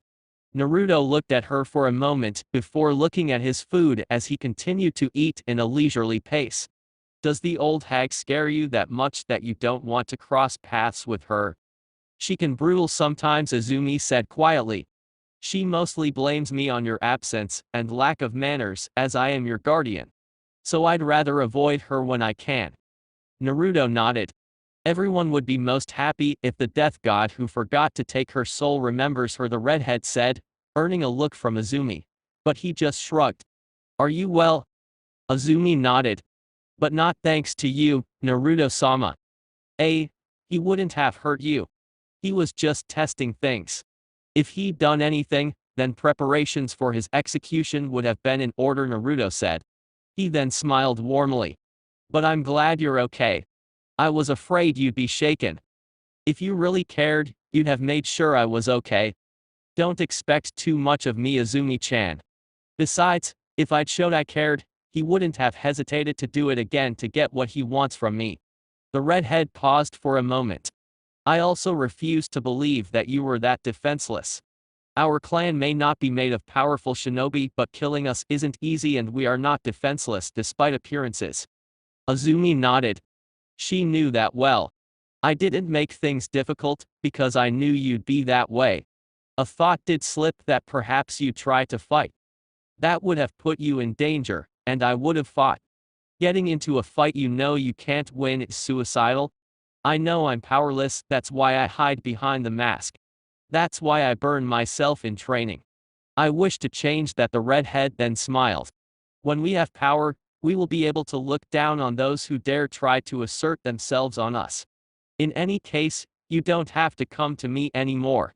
I will use other means to feed myself." Azumi nodded. "Why aren't you shaken though? Was it a small thing?" "Not at all. You were basically held for a ransom. I just made it look as if you were worth nothing to me, yet harming you would result in great danger. That man isn't rumored to be stupid. I knew he'd do the right thing." Naruto explained lightly. "I won't have training tomorrow. I will take the chance to stock my weapons and get a sword made as well as rest my body." Saying that, Naruto stood up, leaving his plate on the table. "Really, Naruto-sama?" Azumi said. Naruto had already turned away. There was something in at the entrance that had him focused, his father. The man was smiling nervously as if he was trying to propose to a girl he liked. "Really?" He looked almost ready to fidget when the eyes of Uzumaki Naruto met with his. "Odu-san?" Naruto said, smiling at the Yondaime Hokage. Minato just continued with his nervous smile before speaking. "Naruto." He trailed off, organizing his thoughts. "How was day?" "Eventful," the redhead said. "Okay." Silence struck again as Naruto just kept smiling at his father, waiting for him to say whatever it was that he wanted to say. "I wanted to talk to you. But we will talk tomorrow, after the meeting with the Hyuga." It was said a bit too quickly, but Naruto heard every word. The redhead nodded and looked back at Azumi with a different smile. "Good night, Azumi-chan." Having said that, the redhead walked past his father. After Naruto left, Minato let loose of a long breath he didn't know he was even holding. He then looked at Azumi. "How is he?" "Good. He is doing well in the academy. But you must know that already," Azumi said. "Well, he was the Hokage after all, and it was he who controlled that academy. No doubt the senseis reported to him." Minato smiled weakly. "Yay.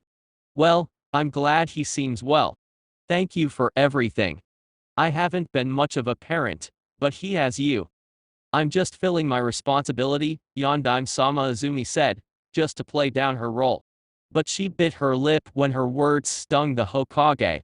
He also had a responsibility towards his son and he had been failing to deliver. Minato tried to get out of the situation by chuckling awkwardly. "At least some of us are," he said before saying thanks once more and walked away from the room. The following day. "What can you do on your own, Naruto-sama?" Azumi asked, delicately buttoning the noble cloak Naruto was wearing. Really? He couldn't even put on the damn thing nicely on his own. She had to do it for him. There were a few more things that he should be able to do for himself, but Azumi had to do it for him. Train, eat, bath. Naruto gave a list, though not too bothered by the question to even give it much of his thoughts. There were more pressing matters to deal with today. He was going to be suffocated sitting in the same space as the expressionless Hyugas. He hated the formalities that he would be forced to follow. Then again, his mother wasn't good at those either. At least there would be no that old hag to sulk out the living joy out of his lungs. That old woman was really something else. Naruto found himself often wondering when she would kick the bucket.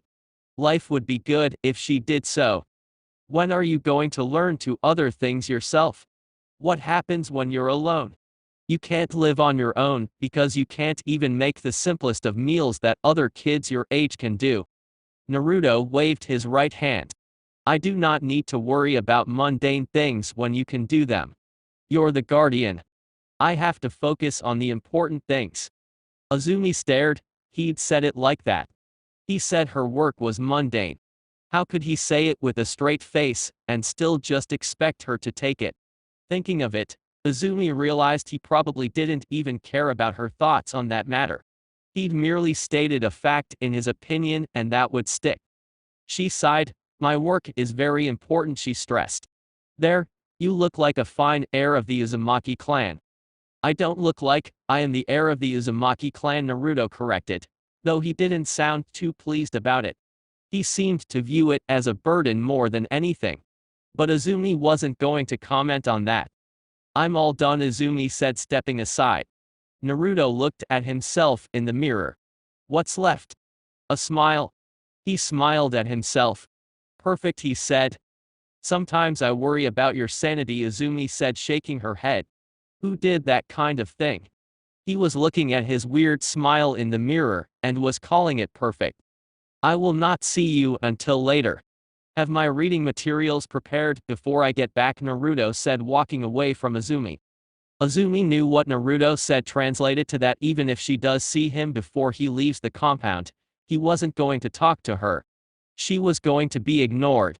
He was very good at pretending as if other people didn't exist, or entering his own little world where it was just him dancing with his own unpleasant thoughts. Naruto left his room and walked towards the main living room. He was surprised to see both his parents waiting for him. It was not evident on his expression nevertheless. The redhead merely smiled at his parents as he greeted them. Okasan to San, the redhead said. Hey, Naruto, Minato said with a nervous smile. You look nice. Did Izumi pick that for you? When Naruto nodded, Minato cut a short laugh. We probably spoiled you a little too much. Then again, you were our joy. Still are. The Yondaime Hokage was quick to correct himself.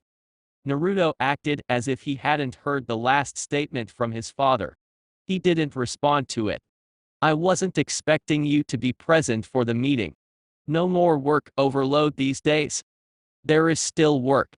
This is part of work, Minato managed to say, feeling a bit unnerved by the look Naruto was giving him. It wasn't that of a scary face. It was a smile. But Minato knew there was nothing to smile about. Naruto shouldn't be smiling at him, but yet he was. I see. Then you're acting as the Yondaime Hokage, right now, Naruto said before walking past both his parents. I'll be outside. Once Naruto was out of sight, Minato turned to his wife. Well, that was disappointing. But not as bad as I expected it to go. What did you expect? Him to ignore me? He does that so well, Minato said with a sad smile. I'm happy that he is still able to talk. I did manage to make some time to be able to talk to him after the meeting. Kushina returned the sad smile. As long as Yoshino doesn't show up, everything should be fine. We will be able to talk to our son. I really do miss my son Minato. I want to have him in our lives once again. Minato pulled Kushina closer to him. We will try, Kushina, he said. Does Naruto not get along with Yoshino?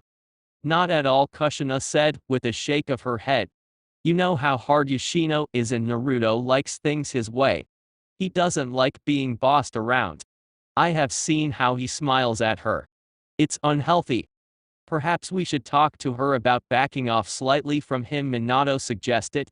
He doubted that conversation would go so well though. That woman was seriously stubborn, and Minato didn't like dealing with her. No need, Kushina said. From what I was able to gather, she has been staying away from him. She only goes to him when she has to. What makes it even so possible is that Naruto is hardly home these days. This has become a motel for him. Before Minato could respond, Naruto walked back into the room. They said the Hyugas have arrived, he said. Minato nodded. Come here, he said to Naruto. The redhead looked at his father questionably for a moment before obliging. The man touched his right shoulder and the three disappeared in a flash of yellow. They appeared at the clan gates where Hayashi and an old man were waiting for them. Kushina took the lead. Welcome to the Uzumaki compound, Hayashi-san. She only greeted the clan head respectfully. I'm sure you know our son. She added, pointing at Naruto. Hayashi didn't respond to the smile Kushina was giving him. His expression remained blank as he spoke. Yes, I'm quite aware of him. I have been hearing good reports about him from one my own, who is in a class with him. Naruto didn't hide his surprise at hearing those words.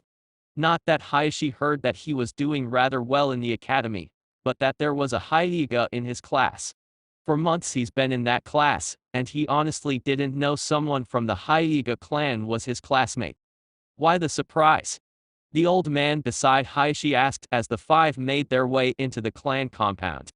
Naruto smiled pleasantly as he responded. This is the first time I hear that there is a Hyuga in my class. I hadn't noticed. Hayashi seemed offended by that, but Naruto just added, not sounding very apologetic. But then again, I didn't know my sensei's name until just recently. He wanted to add something, but he stopped, figuring it would only make the Hyuga mad. Hayashi faced the front. He hadn't liked how Naruto spoke. For someone who has garnered much attention as Uchiha Itachi, your attitude is disappointing. I'd expected you to know that. Ignorance is truly bliss to the young ones. Naruto actually nodded in agreement. Well said, he said. Perhaps my attitude is disappointing. I will apologize for that. I have a habit of ignoring trivial things and things that I have no use in knowing. He said that with his smile. Minato had to hold himself from laughing. Kids. It was obvious Naruto had merely said that because Hayashi had said Naruto was disappointing. It was amusing just to see Hayashi trying hard to make sure his mask didn't slip to that blow from his son. Nothing further was said as Hayashi didn't want to end up arguing with a child. It was even worse since both parents didn't seem like they were going to stop their son from talking to him in such a disrespectful manner. No child had ever spoken to him like that. It was disrespectful, but he kept his mouth shut because he'd come here for help and he was the one who started it, though he wouldn't admit that to anyone. The rest of the walk towards the main house was a silent one. Everyone was wrapped up in their thoughts, with the Hyugas taking their time to look around the compound. It was a rare sight. No one outside the compound could actually see what was going on inside. The place appeared to be just like a forest because of the genjutsu-infused seal that surrounded the compound. The group made it towards the reception room, the room designed specifically for things such as this. Kushina sat at a small podium, uncomfortable. She didn't like sitting like this, but the others were used to this kind of thing since they regularly did it. Hayashi and his companion sat facing the Uzumaki woman with Minato and Naruto sitting on the sides, both facing each other. As part of his training, and being that he is the heir of the clan, Naruto will only observe. He won't be saying anything, Kushina said quietly. The Hokage is here as per your request that he be a witness. Hayashi nodded and looked at Minato. I hope you will be remaining neutral and fair, even though this might affect the future of your son, the Hyuga clan head said. Of course, Minato said with a nod. I will appreciate it, Hayashi said. There are a lot of things that have to be discussed, and I truly hope that we will come to an agreement in some of them. I'm willing to compromise if that is needed for an agreement to be reached. The man paused for a moment. I have 2 questions before we can get to that. How deep is your relationship with the Uchiha and why is your library so warded with seals?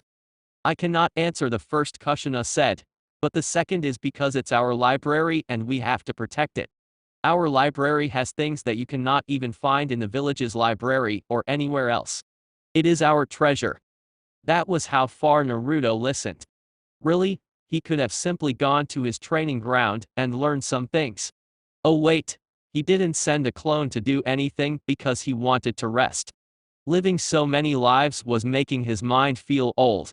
Really, he had so many experiences, it now felt like he had so many years under his belt. He had other business to handle today. He needed to get his weapons created, and there was a meeting with Itachi. His clone had said today, so he would have to go to the academy and meet the Uchiha. Perhaps he could gain something by associating with the Uchiha. Naruto. The redhead looked at his mother. There was no way he could ignore that chilling voice that was calling him. She must have noticed that he wasn't listening to everything.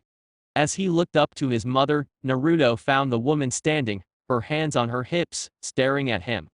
Naruto smiled, yes, mother. That smile once again. Kushina steeled her nerves and spoke. Go wait for us in the main living room. We are just going to see Hayashi-san out. Naruto nodded. He hadn't heard anything that was being said when the negotiations were proceeding. Ah, ignorance was truly bliss. He wasn't even going to bother trying to figure out what was being said. If there was anything, his mother would deal with it.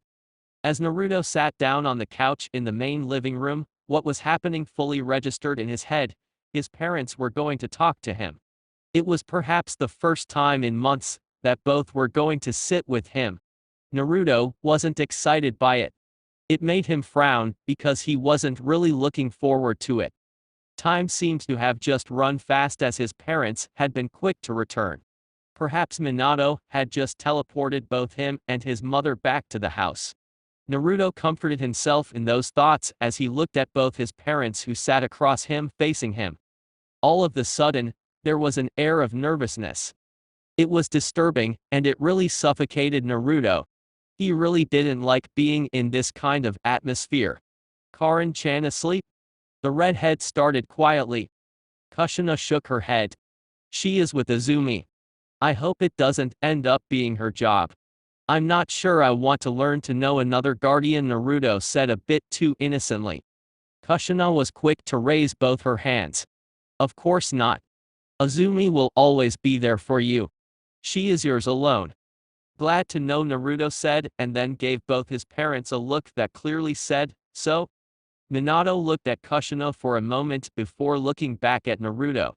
We haven't really been parents to you. We want to change that. We want to make it up to you. But we first want to know, do you resent us? No, Naruto said, with a shake of his head. I'm disappointed. Bitterly disappointed. Immensely disappointed. But I do not resent you, that said. The redhead stood up. But as he tried to leave, Kushina grabbed him. She gave him a pleading look. She was begging him to stay. It was the first time he was seeing her make such a look, but Naruto didn't want to stay. But he had an alternative that would suit them both. I will join you for dinner tonight, he said with a smile, then tilted his head to the side. As long as you show up. Both parents flinched when those words left his lips. Well, enjoy the rest of the day, mother, father. Naruto walked away. Kushina turned to Minato. If we mess up this time, we won't get another chance, she said. Minato nodded. I will be sure to return in time before dinner so we can prepare it together, the Yondaime Hokage said. I got to return to work. See you later. With that said, he disappeared in a flash of yellow. With Naruto.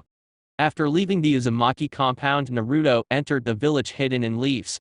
Really, being inside the compound did feel as if one was inside another village. Well, it was better that way. They were hidden from the rest of the villagers, and things were a lot quieter, unlike with how noisy the streets could be. The obvious cloak of invisibility that Naruto wore, as he made his way through the streets, wasn't forgotten to his mind. He wasn't ignoring things. He was being attentive, this one time. He did have his moments, but that was beside the point.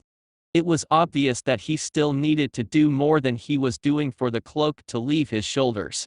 He needed more than what he was doing. He had to do more to be able to leave the shadow of his father. Even so, Naruto wasn't going to compromise anything in order to gain that power that he needed.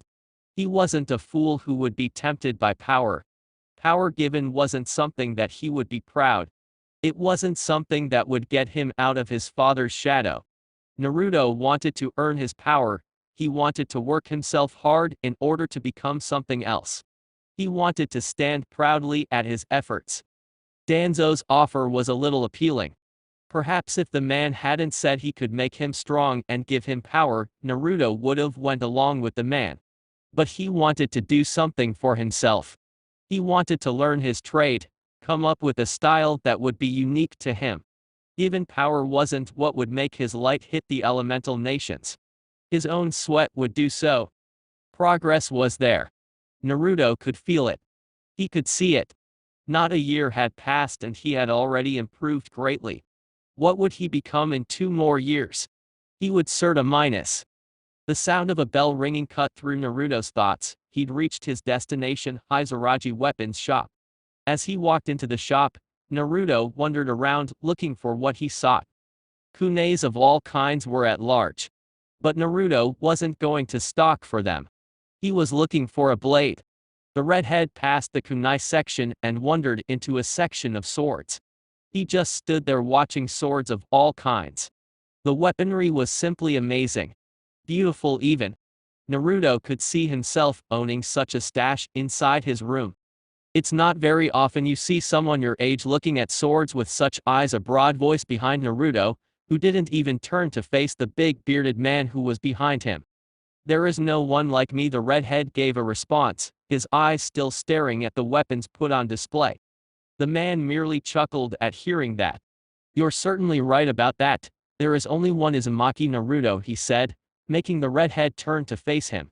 Your father is a customer of mine. What can I do for you? I'm looking for a sword. Not short as a kodaki. A katana made of strong chakra-conducive material. Not a material that will break after 2 or 3 times of usage. I want a material that will be hard, and not one that will disappoint me, Naruto said. I don't want to end up with a sword that will break easily. If it can be repaired, it will be fine. Hizuraji stared at the redhead for a long minute. It was like he was talking to a seasoned shinobi who wants a weapon that will be good for him in battle. How long exactly? Should it be light or heavy? Should it just be a straight sword? You're the expert.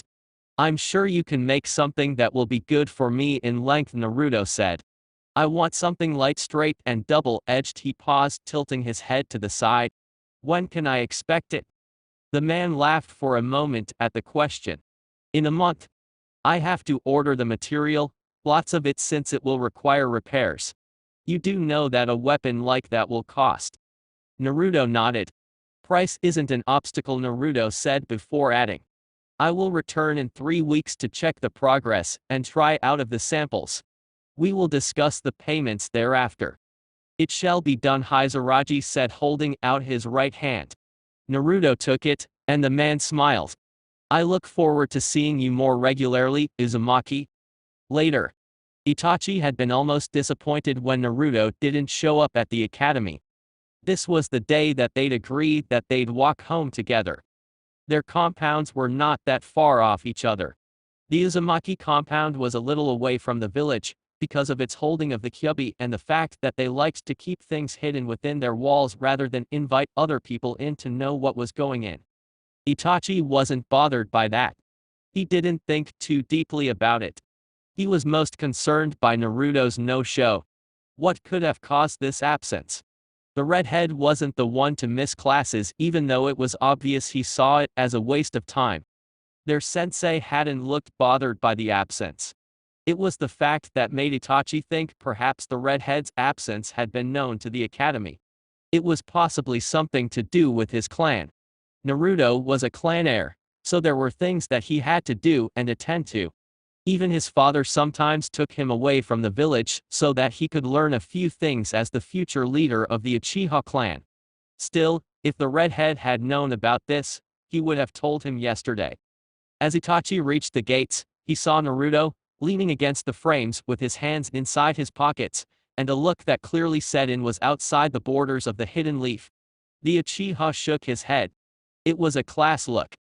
Naruto wore the same look when he was in class when the sensei was teaching.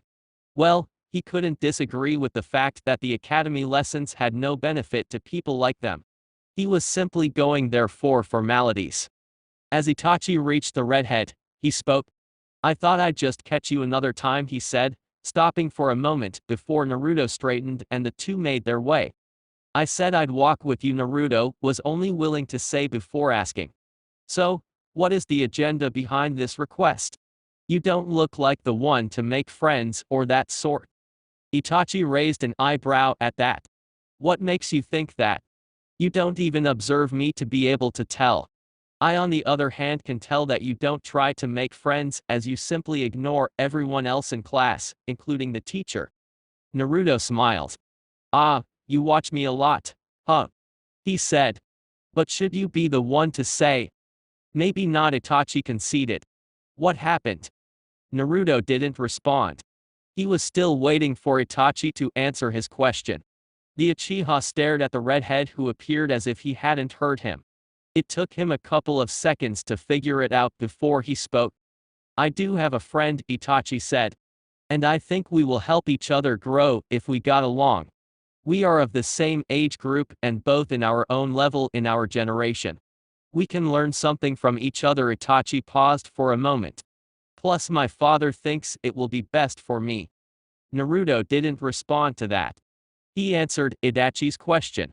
There was a meeting with the Uchiha head clan at my compound. And as part of my training, I had to be there. The indifference in Naruto's tone just made it obvious to Itachi that the redhead had been there physically, but his mind was somewhere else. Itachi shook his head, and as he did, what his father had said to him came to his mind. There is still some time. What do you say to a sparring session? I wish to understand you a little more.